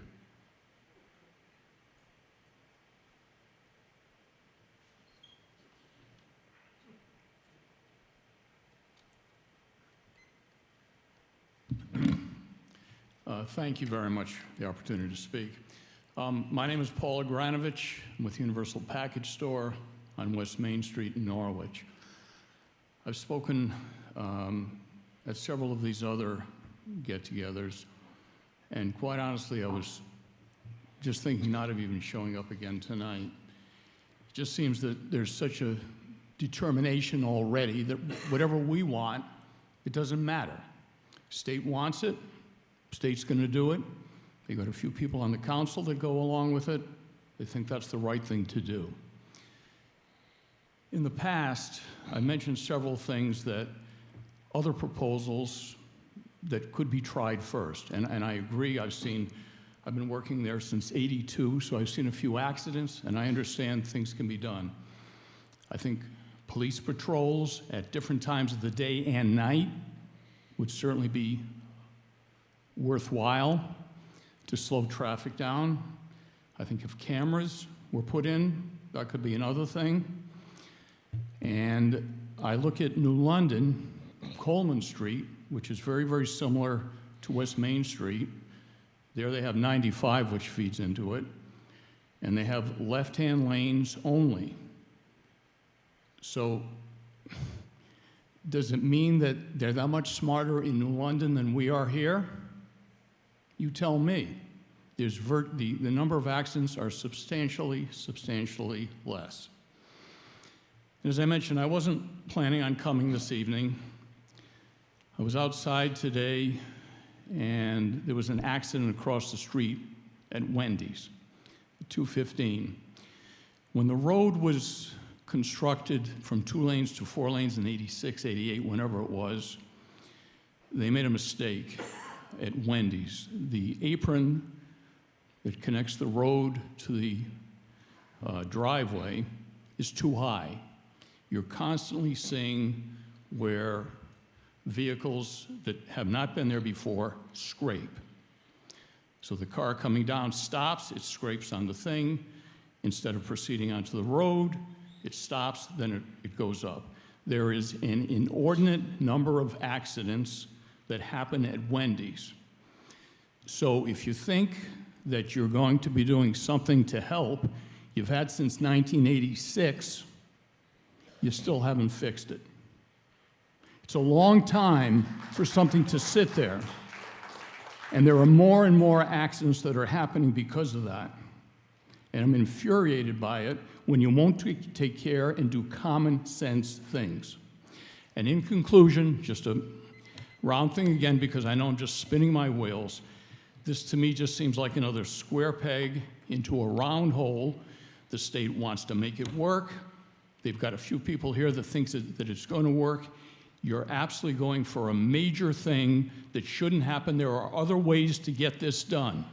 And when all of you are out of office and we're out of business because of what you've done, it's happened. Try these other things first, and then the state can just leave us alone. Thank you. Thank you.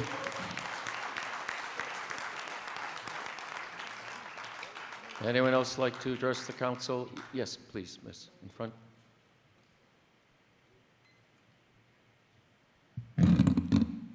Good evening. My name is Patricia Lucenti, and I live on 4 Watson Drive in Norwich. Have been a taxpayer for 52 years. I wasn't I have never come to any of these meetings, and so I'm a little nervous, but I have to speak my piece. I can't compete with these other speakers. They're very eloquent in what they say. They have facts to back up their what they're saying. There are people who own businesses in Norwich, and rightfully so, should be concerned. I can't understand, as a simple female woman, I don't have the education of these civil engineers, but to me, it does not make common sense to put in as many roundabouts on a road that's, is it even a mile, 2 miles long? Doesn't make sense.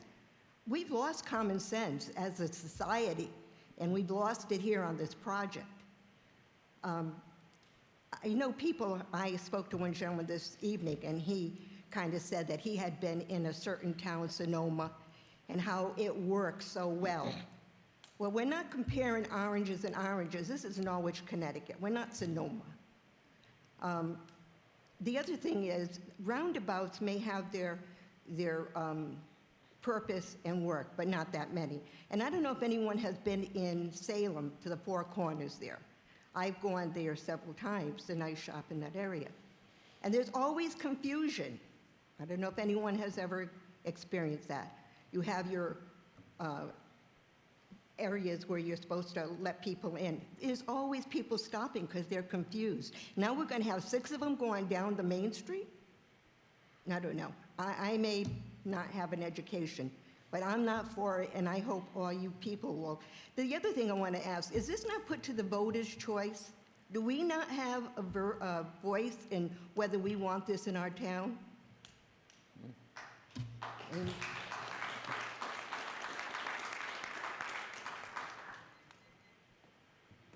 Thank you. I thought I saw another hand. Please, Brian.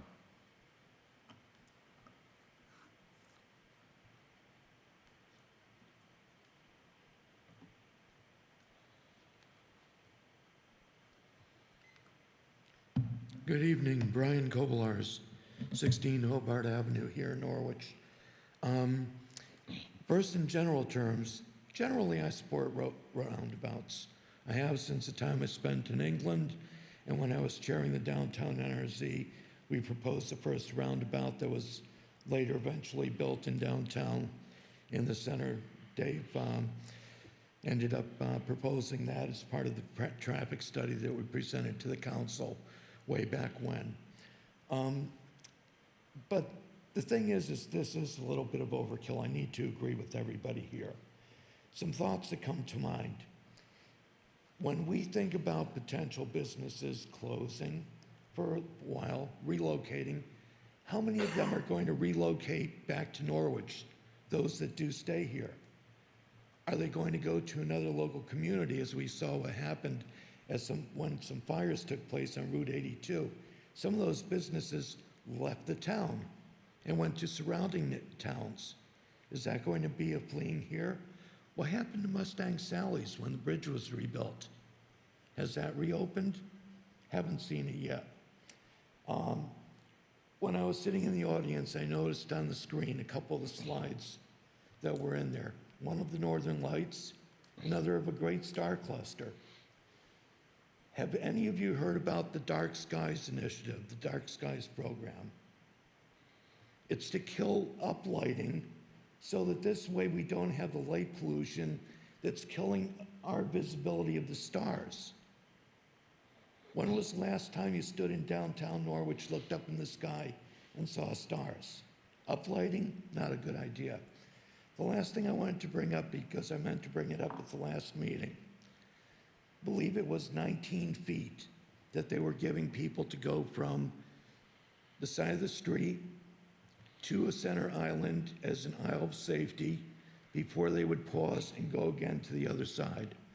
Now, this doesn't directly affect me, but when I've seen handicapped people going across the multiple lanes of Route 82 to bring their groceries to the bus stop where they're going to be going in whatever direction, how are they going to be able to safely negotiate that 19 feet without a pedestrian crossing that's marked by lights where you need to have the traffic stop?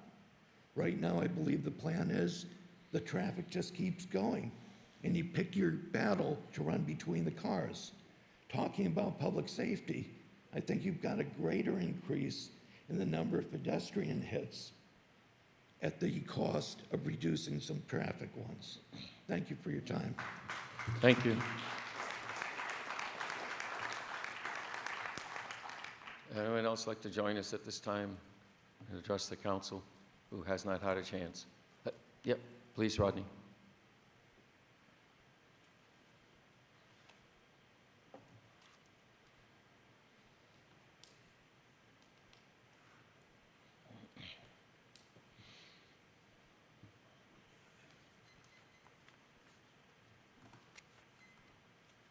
Rodney Bowie, 62 Roosevelt Avenue. I'm definitely against these runabouts. I call them a runaround. My wife corrects me. I live on the east side of Norwich. It takes me 10 to 13 minutes to go to the Dime Bank on the west side.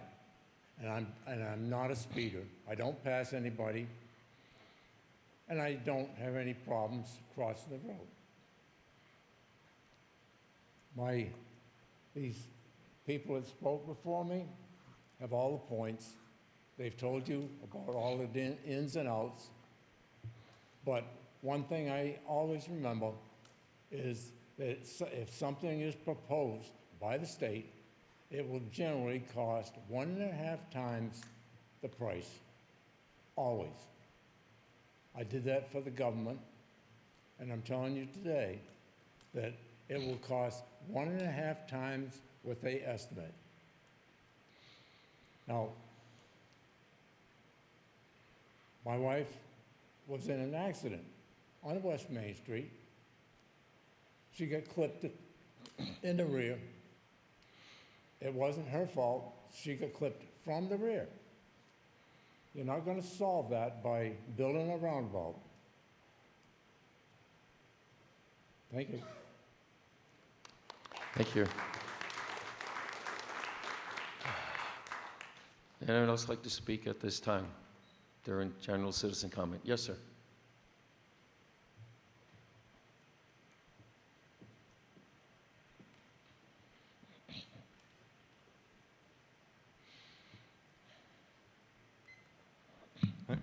Charles Linnell. I live at 10 Maplewood Court. Been living here about 15 years. I drive Route 82 on a regular basis.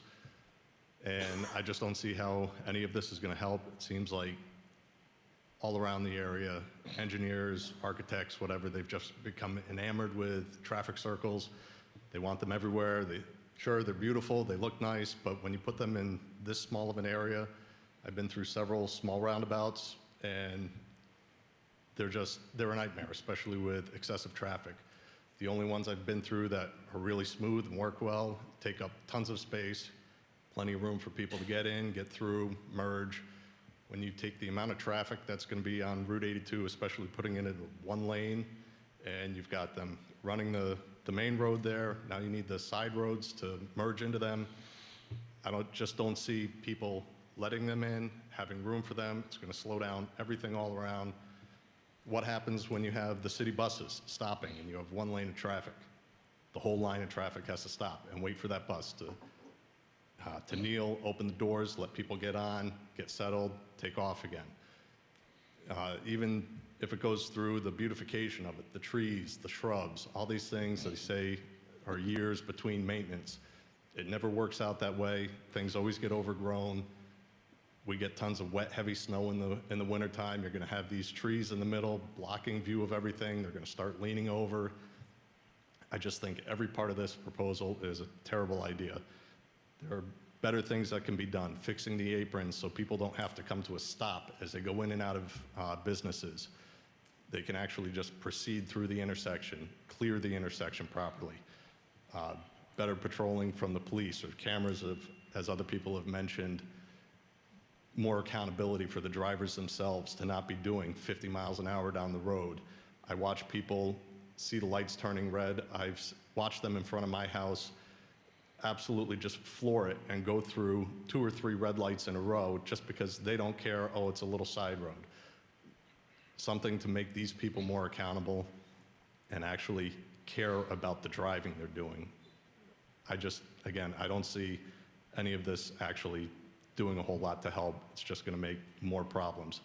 Might not have the same problems, they'll just be different ones, but we'll still have problems. Thank you, sir.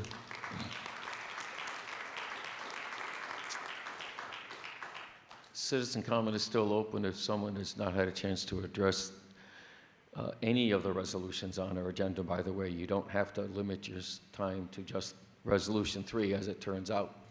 Is there anyone else like to address the council at this time?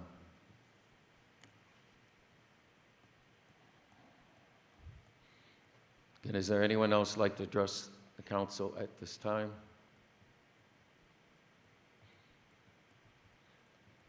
Third and final request, is there anyone else who'd like to address the council at this time?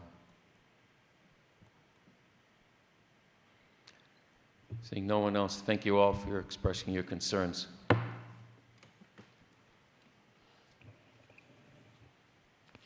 New business resolution. Number 1, relative to deposit unexpected education funds of the fiscal year 2021-2022 general fund budget into the non-lapsing account for unexpended education funds. Thank you. Motion, please, to bring this to the floor. Alderman Sings, seconded by Alderwoman Berto. Is there discussion? President Pro Tem. So I believe that this action is warranted and it is prudent. It's not a secret that we have a $385 million school building bond that will be, actually a referendum that will be on the ballot in November, and there's no guarantee that that will pass. That is in the hands of the voters. And as much as I'm hopeful that that will pass and we will reshape. You can't say that. Thank you. No. Right, thank you very much, Mayor, for that. So, let me just back that up a little bit. So, we have this item on the referendum. We do not know that it will pass. Having this money in the school's capital non-lapsing account will hedge our bet in case the bond referendum does not pass. The money, there'll at least be some money present in their non-lapsing account to deal with the capital needs of our school buildings that will need to be addressed immediately if the school bond does not pass.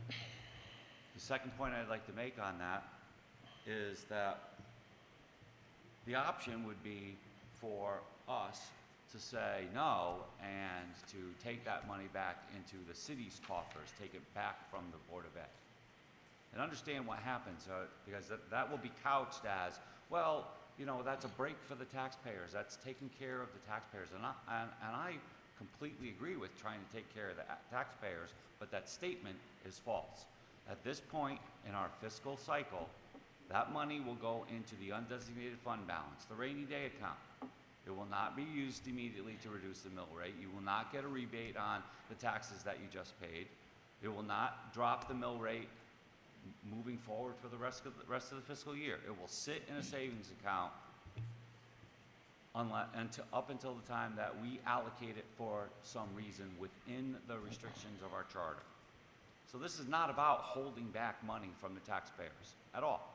This is about making the prudent action to say, in case A doesn't happen, $385 million, then we have a plan B. It's the smart thing to do in order to address the needs that we all agree on that are present in the school system.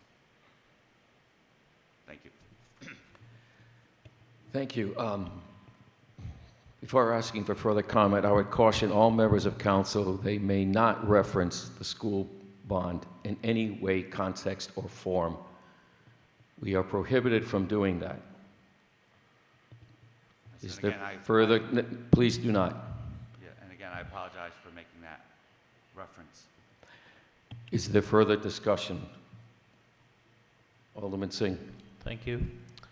Yeah, I think this is the right thing to do, and we are within our limits of 4% for the non-lapsing account. And I think that was a good decision that was made to create this account. And I remember I was Board of Education member, so I was all for it. And it clearly shows another aspect of Board of Education that they are trying to save as much money as they can, which can be used for capital projects if needed. And we do know there are a lot of capital projects which will be showing up as our school does need help. So I think I'm all for this resolution. Thank you. Thank you. Is there further discussion? Then I have a question. President Pro Tem, previously we discussed referring this to the ad hoc committee.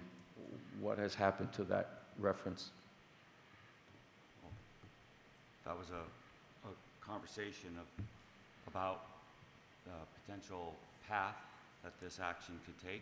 If you'd like to make a motion to refer it to ad hoc, I would be happy to convene a special meeting of the ad hoc committee. But I just felt that that would be at the pleasure of the council. Should not, being the chair, it should not be as if I was insisting upon it or dictating that it had to happen. Okay, thank you. At this time, I would ask, is there such a motion to refer this to the ad hoc committee? Alderwoman Gould. Second, Alderman Wilson. Is there discussion? No. Roll call on the motion to refer, please. Alderman Wilson? Yes. Alderman Berto? Yes. Alderman Singh? Yes. Alderman Gould? Yes. Alderman Neuendorf? Yes. President Pro Tem DeLucia? Yes. Mayor Nystrom? Yes. 7-0. Motion to refer to the ad hoc committee passes 7-0. Thank you all.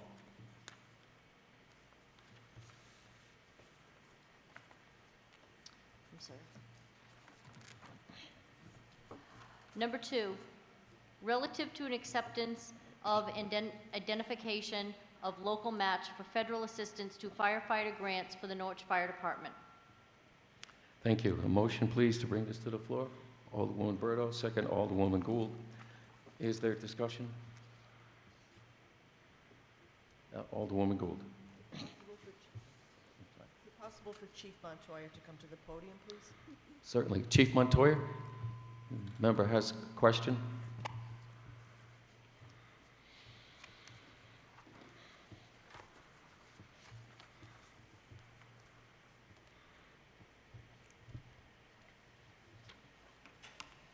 Good evening.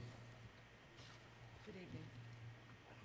Will this grant be used strictly for the Norwich Fire Department, or will this training be open to other departments within the city of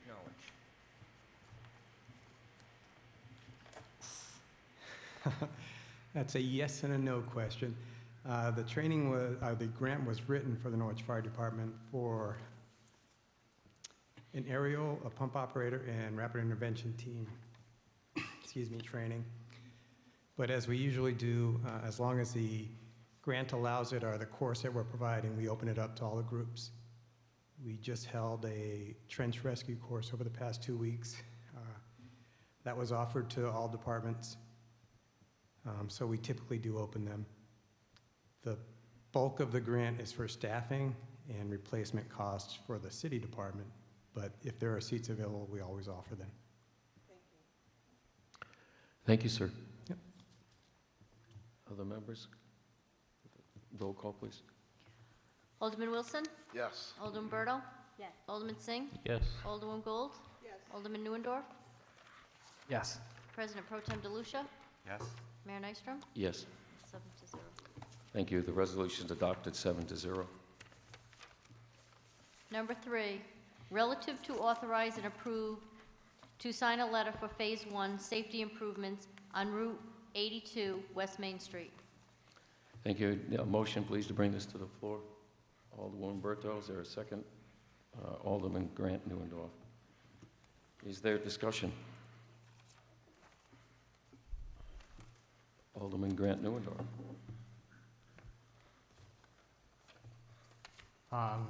When it comes to this resolution, public safety is the main issue.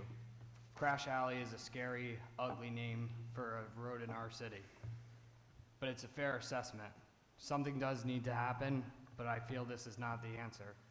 I believe this resolution negatively impacts not only public safety, but small business as well. And I will not be supporting this resolution tonight. Thank you. Is there further discussion? President Pro Tem. So I have a question for Alderman Neuendorf. Please. Sir, you just seconded the motion to put it on the floor. And yet you do not intend to support it. Right, I felt strongly that this was something that I wanted to oppose tonight and felt the need to speak on it. If I may, any member can voice first and second to bring a motion to the floor. That doesn't necessitate their requirement to vote for anything. It's just moving business along. That would be my interpretation. Fair enough. I did not contend that it necessitated anything other than it just seems contradictory. But aside, if I may, Floor is yours. Continue on with my comments. Thank you. So, Alderman Neuendorf is absolutely right. Crash Alley is an apt and sad name for this road. And I'm going to make this personal just for a moment. I have been rear-ended on this road.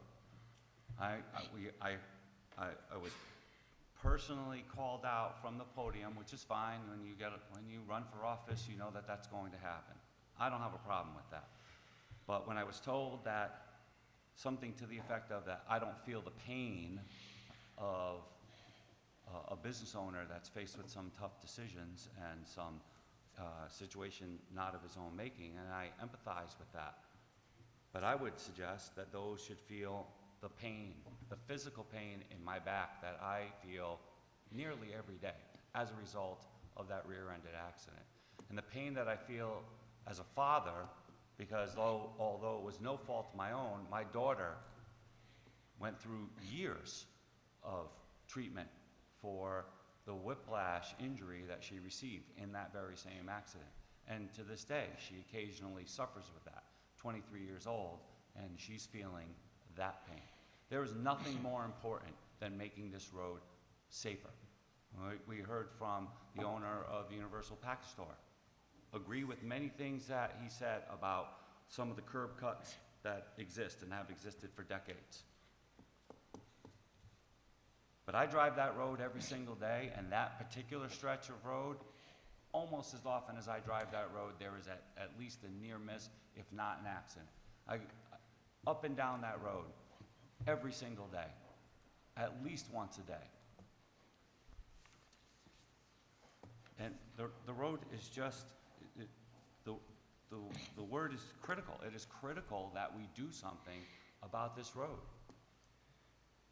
And so to answer one other thing that was said from the podium, no, I will not be resigning as the chair or a member of the Public Safety Committee, because I feel that I am exceeding the expectation of that responsibility by digging my heels in and insisting that the state fix this road. Now, I'm not a civil engineer. I mean, I'm a designer by education and by practice, right? But I'm not a civil engineer. I don't specialize in transportation, but I know when something is dangerous just by looking at it, just by walking it or driving it or having it happen to me, all of which happen every single day. So I'm sorry. As I said, I empathize with those who will be negatively impacted. And I still believe that, and again, it's interesting that they all walked out before we got to speak our minds, but I would put the gentleman who was concerned about the rent and the triple net in touch with Kevin Brown over at NCDC, because he's done some research on this topic as well, and he's our point person on helping business owners deal with the challenges that these folks are facing. So we have mechanisms, we have ways to help, but you can't refuse our help and then complain about the things that we do. The road is unsafe. It needs to be fixed. That is the end of the conversation as far as I'm concerned. Thank you for yielding the floor back to me, Mr. Mayor. You're welcome. Is there further discussion? Alderwoman Berto. I too will be supporting this resolution for the roundabout. Like President Pro Temp DeLucia stated, that Crash Alley is unsafe, and I think the roundabouts will help make it safer. And I also think that it will help beautify that area as well.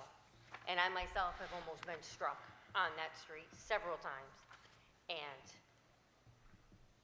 you know, if it will help make the road safe, I'm all for it. And if those I do empathize with the businesses that will be affected. And like President Pro Temp DeLucia said, they should get in contact with Kevin Brown, and that way he can help them find a new place. I yield the floor. Thank you. Is there further discussion? Alderman Singh. Thank you.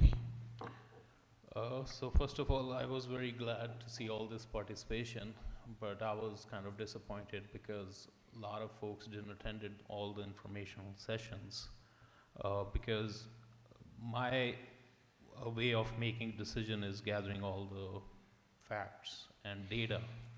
And I am supporting this resolution based upon all the facts which have been presented to us, based upon all the data that has been presented to us.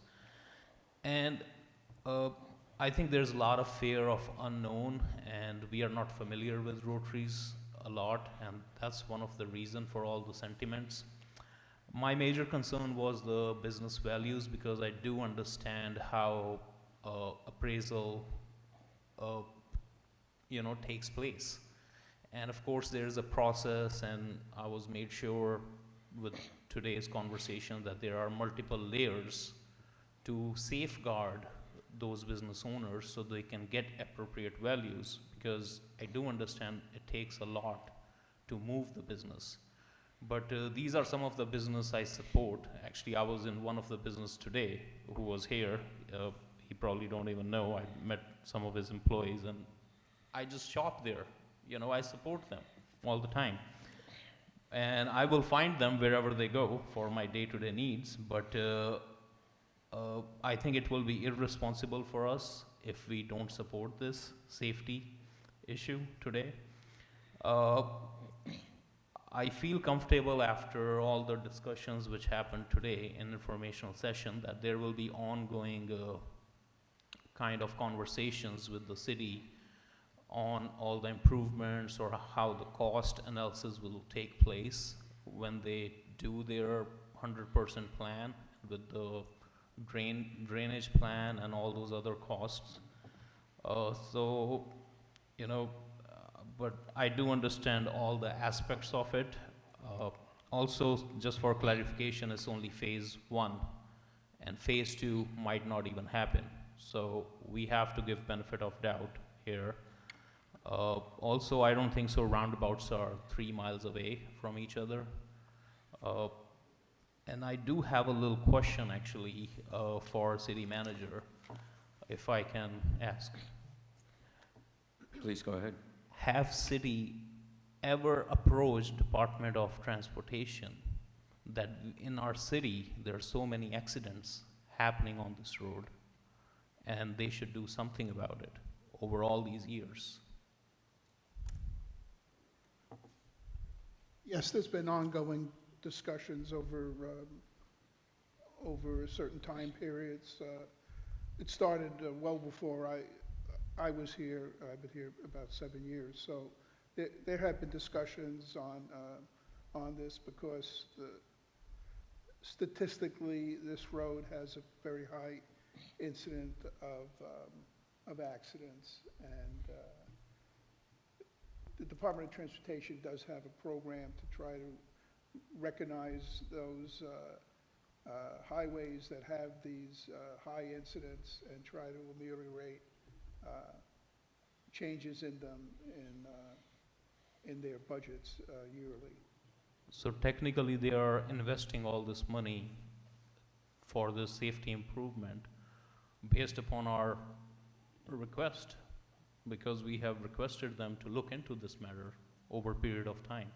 And just for information, I have been rear-ended myself as well on that road, so I do understand it, you know, it does need some help. Yeah, I don't think there's any question, even from the people tonight, that the road is dangerous. The question is how to repair that or to lessen that danger. And that's where the difference is. But the dialogue with the state has always been that the road is dangerous, and they have provided a lot of input from us to discuss that. Yeah. Okay, thank you. Thank you. Is there further discussion? Alderwoman Gould. The economic impact of 6 roundabouts on the city of Norwich is clear. It will be the end of some businesses. I don't want to get up tomorrow or next week or next year and say to Mr. Grader, thank you for 60 years in Norwich and good luck at your next location, which may or may not be in the city. I don't want to talk to Mr. Matera, say to him, thank you for everything, it's just been great. I hope your business doesn't suffer too much. Mr. Agranovich, Mr. Bokoff, other business owners that were here tonight, this is devastating to the city of Norwich. And while construction's underway, what other businesses are going to suffer? How many people are going to lose their jobs? And this is in no way any insult to Mr. Bushy and his team. They're doing what they've been hired or instructed to do by the state of Connecticut.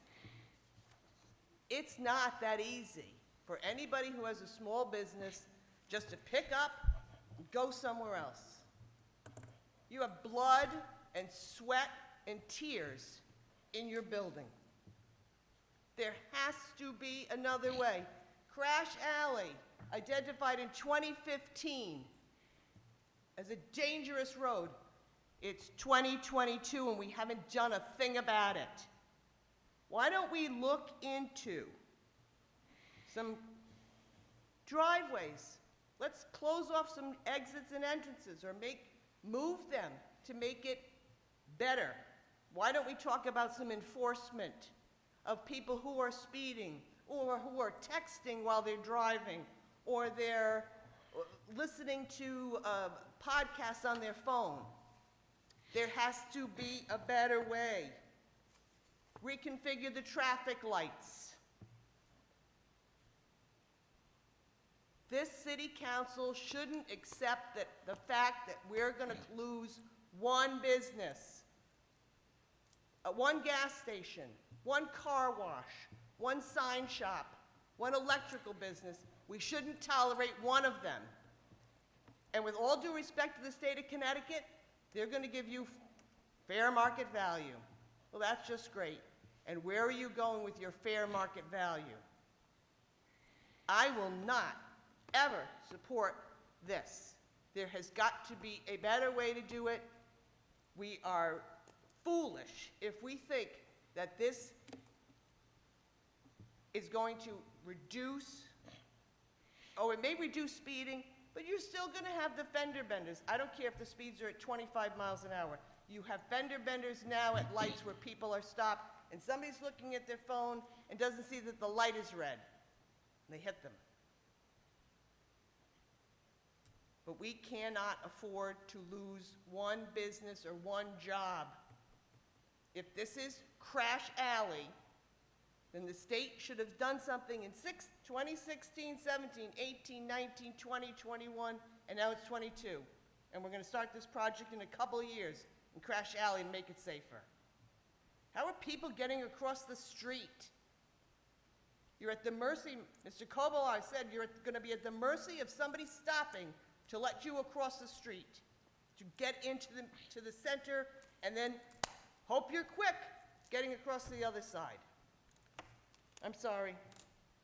There's got to be another way to improve Route 82 for everyone who travels Route 82, whether you're coming from Salem or whether you're coming from the east side.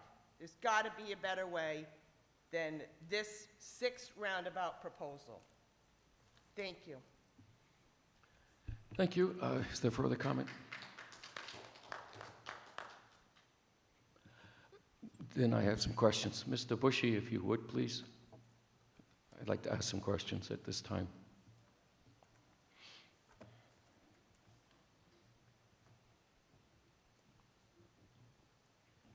Thank you, sir, and thank you for being here this evening.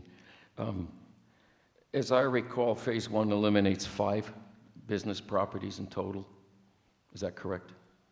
Yes, we got number 297, former Strange Brew, the dance studio, sign professional. Please speak into the mic. It may not have been on. Yeah. It's not his fault. We're on now, good, thank you. Number 297, which was the former Strange Brew, the dance studio, sign professionals. Then there's a business with a barber shop, an apartment up above it, and then we have a gas station, Phase 1. Thank you. And should Phase 2, even though it's not on the dais tonight to be voted on, it is part of the overall project. Is there not another gas station being eliminated there? Probably. We've got more work to do on Phase 2, and it's hard for me to say exactly what properties are affected on that one. You know, I think we've been open and honest with DOT saying which ones might be affected. You know, in particular, I know the gentleman from Grader's Jewelers spoke tonight, but we haven't refined the design in that area yet, and he may not be a total acquisition. We don't know yet. You know, we're working hard to try to save him if we can. Certainly there will be some properties affected on Phase 2. Exactly which ones yet, we're not positive. We've got more work to do there. Thank you. There's been discussion tonight and in the newspapers previously about vacant sites, properties that now are already empty of any commerce, retail, or even a residential home, if that could be done. When the 6 roundabouts were designed, did that take into effect those vacant properties and what would happen if they became occupied again? Does the engineering include permitting those vacant properties to be repopulated? Yes, absolutely. If they're not, you know, the goal of the project is to minimize property impacts for sure. I mean, we're not looking to put people out of their homes or business, and if it means moving the circle one side of the road to the other or making the diameter a little bit smaller to minimize impacts, we're doing that as much as we possibly can. Thank you. Another question I have going back to utilities. There was discussion tonight where it appears that the state may reimburse the city, but I think in all cases for the utility installation, it's the city that must upfront the funding first. The memo from our comptroller said that the state possibly could reimburse on certain types of expenses. So we talked about 2 different things. One is a replacement and one is a relocation. And if a public utility owned by a municipality is impacted with the project, meaning the state is impacted, we're widening the road, we're building the roundabout, it's going to be within the footprint of the area occupied by existing utility poles, we have to push them back. 100% of that cost is bared by the state of Connecticut for all municipal public utilities. If you get into the water main discussion, the sewer, anywhere where we have a storm drainage crossing and we're going to have a conflict with that water main and maybe it needs to be lowered or moved to one side of the road to the other to accommodate the stormwater drainage, if that should happen, the DOT will pay 100% of that cost. Those are relocation expenses. Once we get into what we might discuss as replacement, and that's where maybe DOT's got this project, we're gonna be reconstructing parts of the road, and it makes sense to do additional water or sewer work with the project. Those are certainly things that we're interested in talking about, and it would have to be some type of partnership and agreement, and how much the state would pay for versus how much the city would be on the hook for, because you have capital improvement costs planned in the future anyway for something that's old. But we would hope that we could work together and find a solution. Exactly how much of those underground utilities, water and sewer, would be impacted with the project, like I mentioned, I won't have that information until we do the drainage design for the project. And then we'll also do a stage construction review and see if we have concerns about equipment, breaking it from equipment loading, because maybe we've exposed it by excavating. You know, those are all conversations we'll have with the city, and you know, try to reach some kind of agreement, and then we'll have to discuss, well, at what point do we replace these utilities, and how does it impact traffic, and does it lengthen the duration of the construction? But, you know, it's a need. You know, we don't want to rebuild the roadway and then have to come back, you know, every 6 months to patch the water main. You know, that's not in anyone's best interest. So, you know, we're open to those conversations and want to have an ongoing dialogue in it. So, but where it becomes a replacement cost, where the DOT is not impacting it, that is the city's responsibility. As it is today, if DOT left Route 82 and we're not working here, and at some point you've got to rebuild the water main, replace it, that's on the city. Thank you. Appreciate those comments. Mr. LaRose, could you trade places with him, please? Thank you very much, Scott. Up there. What's your preference? Either way. Okay. You've listened to this dialogue, and particularly the last comment. He is referring to replacement, and you guys do a good job with your budget. You schedule things, you forecast, you do all the things you would want in a real bona fide utility company. A number of these systems have, in fact, been on the calendar for replacement. None of them, I believe, are in the time frame when this first phase one begins. Is that correct? That's correct. There is a small section of gas main that we've applied for funding to replace. That would be one that may happen in advance of this project, and we've just applied for a federal grant for that gas main replacement. We should hear in October whether that grant comes through.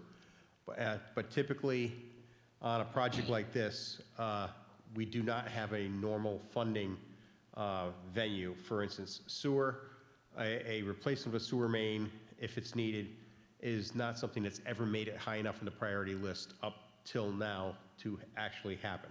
Water, we have a lot of opportunity to get state funding for that water, but there's typically a very small grant and a large loan for those types of projects.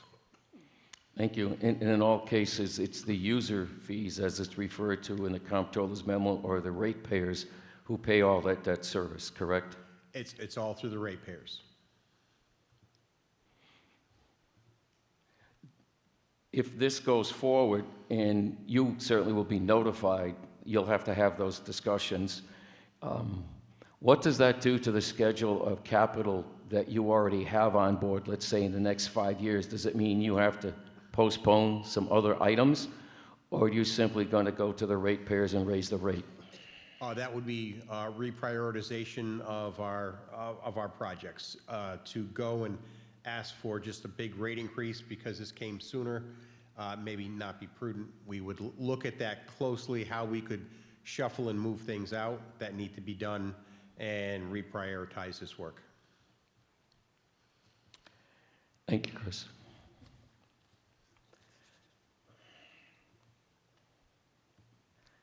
From the beginning, I have stood against this concept of 6 roundabouts in a 1 1/3 distance. We heard comments tonight where someone referred to a system that apparently worked well, but each roundabout was 1.5 miles apart, not 6 within 1.3 miles itself. I think it's really gone beyond the scope of need. And that's not to diminish that there aren't accidents in the area. Since we was shared with you, I'll share my son-in-law got out of the Army, wasn't here 2 weeks, and he got rear-ended right by Wendy's. Girl was reading her phone, hit him at 45 miles an hour. Those do happen. It is real.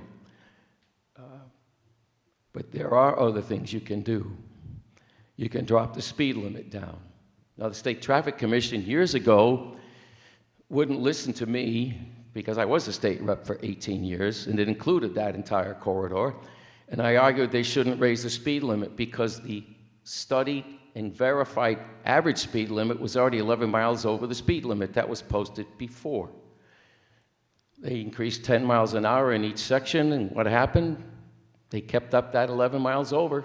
They saw that opportunity, and speed is one of the biggest problems in there. I think it could eliminate all left-hand turns except perhaps at traffic lights, or maybe not at all of them for that matter. I don't know if that's even been studied. I think you definitely need a divide in the middle of the road.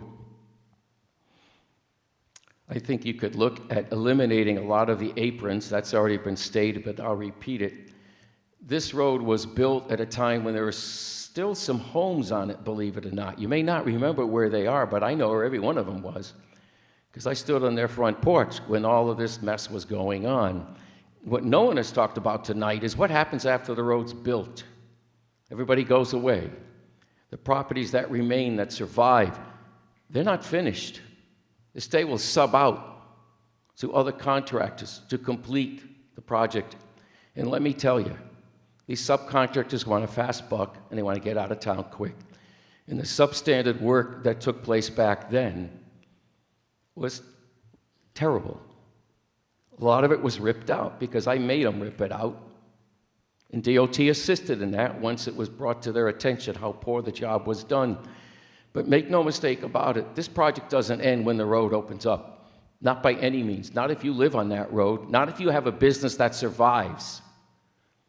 No one has spoken tonight about the lack of sales in that corridor. We focus on the properties that are being taken. Well, there are a lot of other businesses in that corridor. They're not going to have sales. They're not going to have foot traffic. People aren't going to drive through that area. They're going to avoid it like a plague. I know, I lived in Thamesville, the first house I ever owned in Norwich.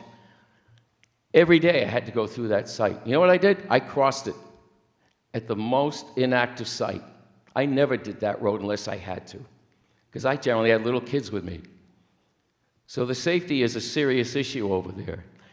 But this answer, this solution, it's too heavy-handed. You don't need 6 roundabouts in 1.25 miles. But they want to go forward with it. It's never been done in the state of Connecticut. We are the guinea pig. Trial and error. And who pays the price? The people whose livelihood are there, the people who work there, people who live in that vicinity. Consider this when the construction starts. Is the state going to deter the traffic over Maple and Pine? Seems like a natural fit because it will work. But what are we doing to those neighborhoods? Or maybe it will be Elizabeth Street and Peck Street over by St. Peter and Paul's. Maybe we'll deter traffic up the hills over there and people take their shot getting into the project itself, hoping for an opening. This is much bigger than just this small stretch of road that we're talking about tonight. The impacts are far-reaching, and I think they're mostly negative. I don't think this will solve our problem. I truly don't. So I will not be supporting this. I'm going to stay consistent. I think people want to count on that. I don't fault the engineers or Mr. Bushy. He is doing his job. But I think this solution is too heavy-handed. So I'll be voting no. Thank you. Mr. Wilson, thank you. Go ahead. Thank you. Can I call Mr. Bushy back to the podium, please?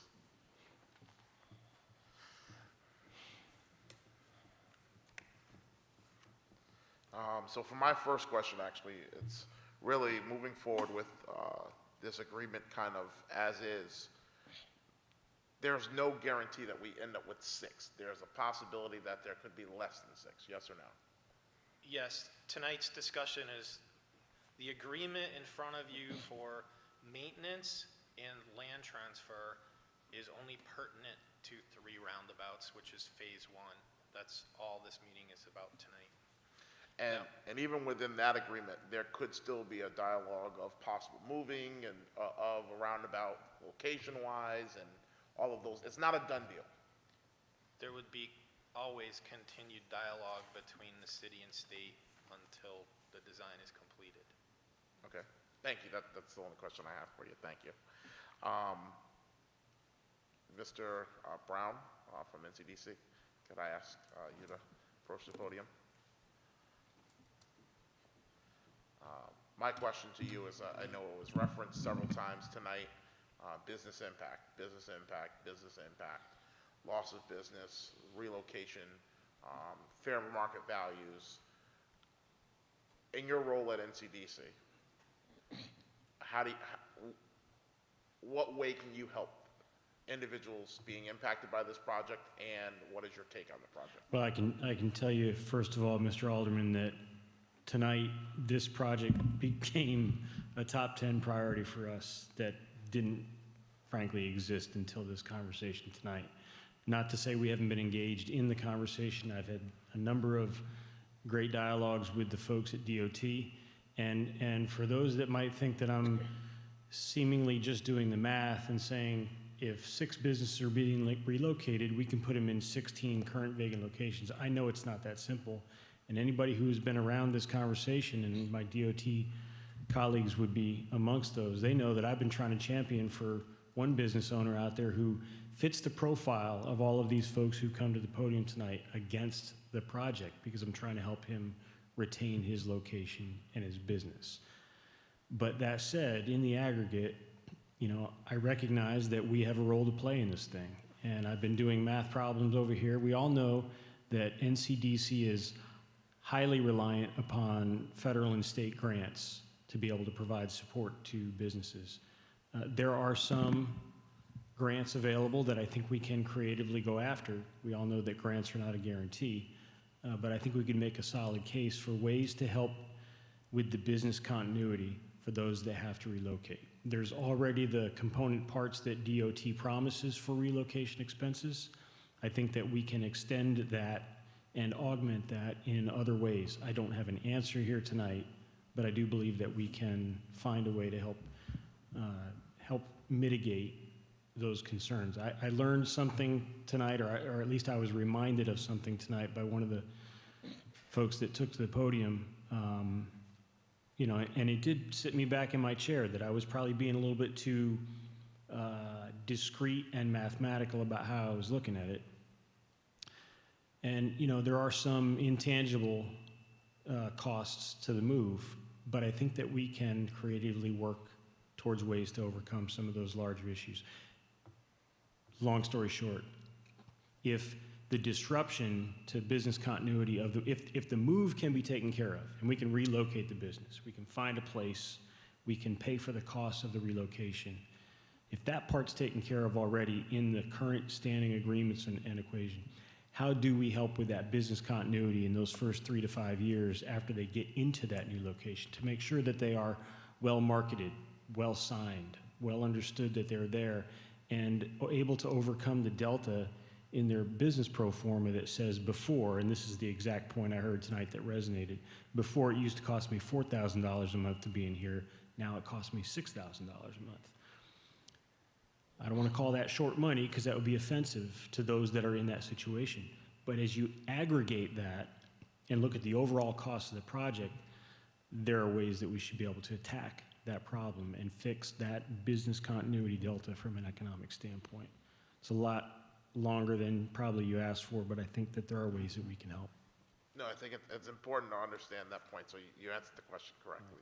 That whatever I was looking for is, I think the part is understanding that there are a lot of players at the table, regardless of how we move forward with what's done over on Route 82. It's still our responsibility to go after helping each business with your help, but also us advocating for possible additional resources from the state. I mean, I think it's an understanding that this is not just an overnight, we vote tonight and our work is done. we're rolling up our sleeves like with any other project that has come before the city council. We've got work to do. And I think, you know, knowing whatever construction would be done, even if it wasn't a roundabout, is going to impact business over on Route 82. That's just calling it what it is, you know. And so at the end of the day, as the council, NCDC, our job, city manager, all of us is to look at what additional resources we can get to help those businesses. So thank you for answering that question. You're all set. Nothing further. Thank you. Thank you. Well, I'm going to speak for the second time.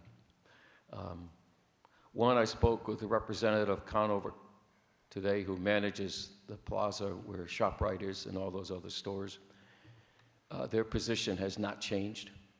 They are still gravely concerned about loss of market share, particularly of the supermarket, ShopRite. 7 years ago, I was told by then the owner, Mr. Ken Capano, that if they anticipate a loss of 10 to 12% of their market share, that means those people who never return to the store after going through that construction time frame, he said they'll close the store. That still remains a concern of mine and them. The attorney could not be here tonight, but I wanted to express those concerns to those here who will be voting. It's not as simple as some of you are trying to cage it tonight. It goes beyond addressing the public safety. You have to live with your decision, as the public has had to live with the state's decision since they began that project in the early 80s. And it really didn't wrap up till almost 1987, because I know I spent 3 years on that road trying to get people's properties restored as best as possible. Tonight will not be the last voice or the last judgment on this project. We already heard Mr. Bushy cite that they may not build phase 2. Doesn't that undermine the confidence of phase 1? It does for me. That's the second time you've said that, or someone from representing DOT has stated they may not do phase 2. I don't know what that, or how that comes about, but that to me undermines your own confidence in phase 1. I don't think people's lives should be played with. Yes, there's a need there, but there are other solutions. I know you looked at the suicide lanes. I think that's what they refer to them. That's that 5th lane in the middle where people face each other. One turns left, one turns right. It was stated there wasn't enough room for that, and I agree with that. The road's not wide enough, unless you're going to take a heck of a lot more properties. But this concept is an overreach. It's too heavy-handed. It impacts too many lives, a number of them that we can't even calculate tonight, because we won't know the impacts until the people stop shopping in that entire area and stop driving through it once construction begins. People's lives are not to be played with. And I think we're being asked to do just that. There are so many unanswered questions, even with just phase 1.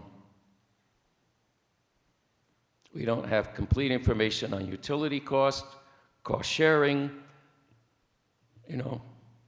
I mean, the city of Norwich is facing some very difficult budgets coming forward, some very important projects. How do we pay for all of that and now add this bill on top of it? How much do you think the taxpayers can take? That's a question for all of you who I serve with.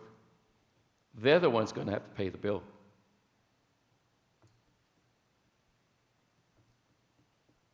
It's not an easy vote. People have the right to believe what they believe, but I think there's a heck of a lot more research needed. And the last thing I'll cite is, with the elimination of lights, let's back up. If you build phase 1, you decide you shouldn't build phase 2, what happens to the fire preemption system that's in that roadway now? It starts at the East Great Plains Firehouse. I guess it will end at Osgood, and they won't have any way to control traffic if they're responding to a call. And the reverse is also true of Central. What will they do? They get to the end of Dunham Street. I think I misspoke. Dunham Street. The lights are back on, but they're off before that. We have 2 firehouses at both ends of this corridor. What are we doing to them in their call to serve, their response? We haven't even talked about that tonight. If the roundabout is designed physically well, the trucks can go up and over the roundabouts. I understand that. That's how the one in downtown works. But getting to the other side of the road is a problem. Occam and Yantic, 2 volunteers, share 2 sides of 395. We already have an example of that. It's access that's necessary. What are we doing to the access of the fire departments? This is not as easy as we're being told it is. This shouldn't be the final vote. We should have a hell of a lot more information than we've been given. Thank you. I see no further hands. Roll call, please. Alderman Wilson? Yes. Alderman Berto? Yes. Alderman Singh? Yes. Alderman Gould? No. Alderman Neuendorf? No. President Pro Tem DeLucia? Yes. Mayor Nystrom? No. That's 4 to 3. The resolution is adopted on a 4-3 vote. Number 4, relative to transfer Crane Avenue from the state of Connecticut to the city of Norwich. Motion, please bring this forward. Alderman Singh. Alderman Berto. Is there discussion?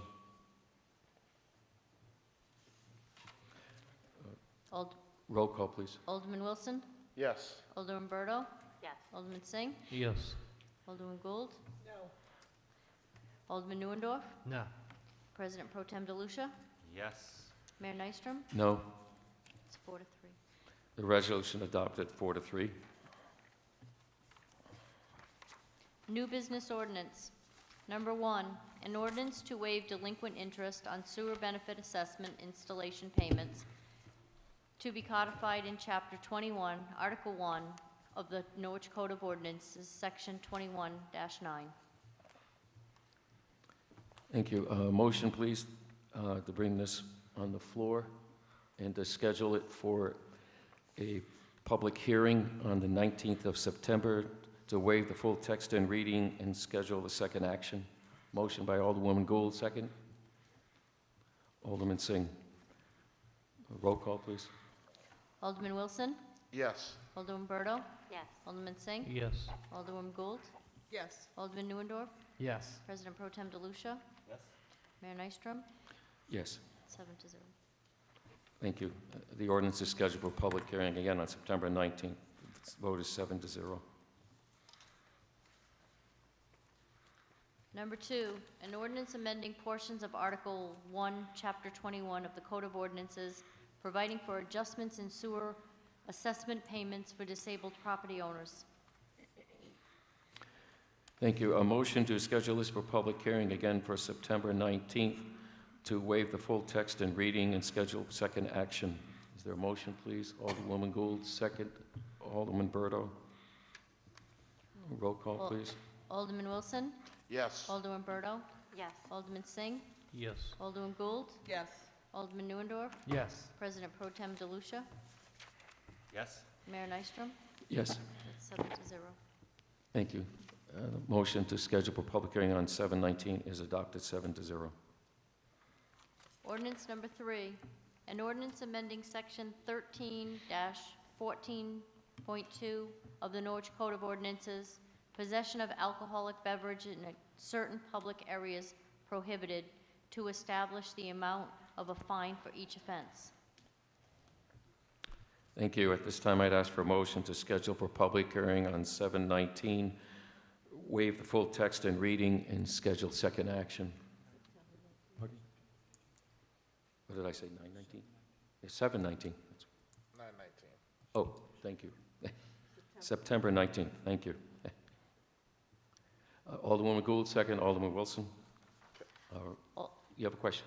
Could I make a friendly amendment to refer this to Public Safety, the Public Safety Committee, as well as having the city manager reach out to the state's attorney's office here and the impact that change would possibly have? We do both of those. If I could give information, this was done in consultation with our chief of police. The $50 value is based on a reference to what the courts will actually acknowledge. Currently, the fine is $35, and they don't deal with it at all. The purpose really here is to raise the value of the fine to $50, hopefully to get the attention and action of the courts. Totally understand that. I just would like the information or memo to come from the court, then if that's their so wishing for us to do. They won't do it. Spoke with the Mike. court staff with respect to this as to how they could deal with the situation of abuse of the liquor rules in the downtown. The suggestion was raise the fine to $50, then the court would take it in the context of more than a summons. So, Well, either way, I would feel more comfortable if either that memo comes from the police chief, someone that states that instead of kind of just being out there. So I don't care if it comes from, someone has to have the rationale from the courthouse or something before, in order to have, for them to want to take it up. So someone should be able to give us a rationale behind the fine. I would think the chief of police would be able to at the next session if you wish. It's his intent to speak on behalf of it. That's totally fine. My other concern is looking at the impact that the fine amount has on those that possibly would be affected in the community, but also the other part that I'm looking at with this, once you bring it up, is what impact it has on businesses with some of the things that we're looking to do in the city. So that's the reason I'm asking for these two communications. So it's your request that it still be referred to public safety? Absolutely.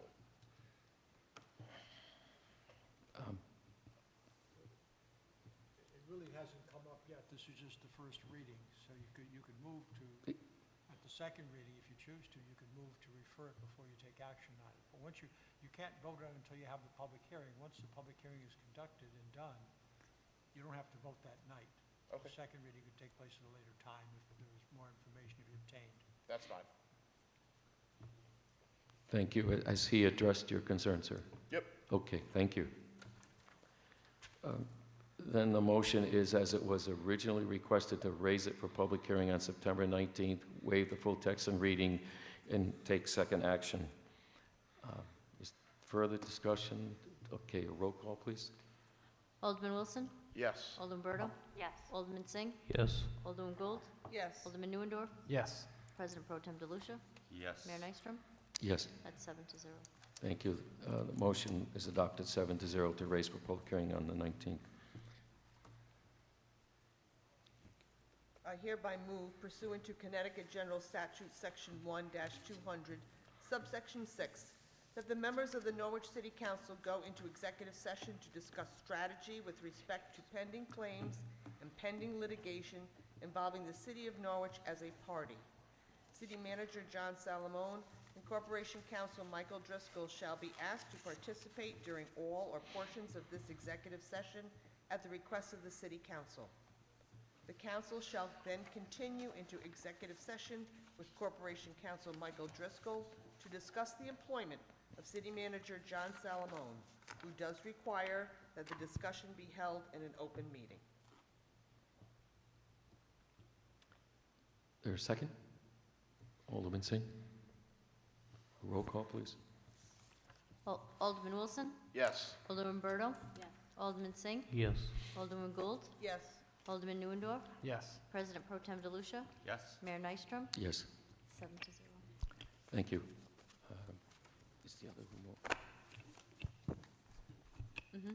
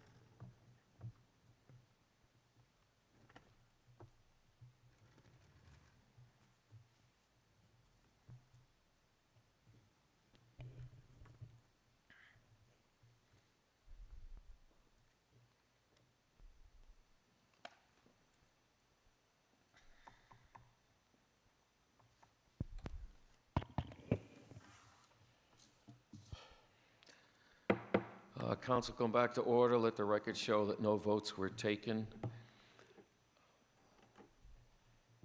Before we come back into regular session, we'll correct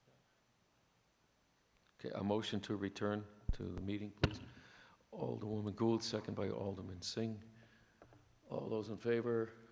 All right. Aye, everyone. Before we go further, I'd like to correct I'll call it a typo, but there's an error on the motion to go into executive session, which is my fault. That the city manager agreed that it could be done in executive session. He did not require it to be done in the public session, so I think the word "not" should be inserted in the public record. Motion, please. It was read correctly. The word "not" was supposed to be there. Do you want a motion? Mike, do you want it in a motion? Yes. We need it in a motion, I'll make please. it a motion. Alderwoman Gould, second. Alderwoman Berto. Those in favor? All right. Oh, we need a roll call, I'm sorry, yeah. Wilson, please. Yes. Bordeaux? Yes. Singh? Yes. Gould? Yes. Norndorf? Yes. DeLucia? Yes. Nystrom? Yes. Motion carries 7-0. Motion to adjourn. Motion to adjourn. Gould. Alderwoman Berto, second. Wilson? Yes. Berto? Yes. Singh? Yes. Gould? Yes. Neuendorf? Yes. DeLucia? Nystrom, yes. Motion to adjourn passes 7-0. Thank you.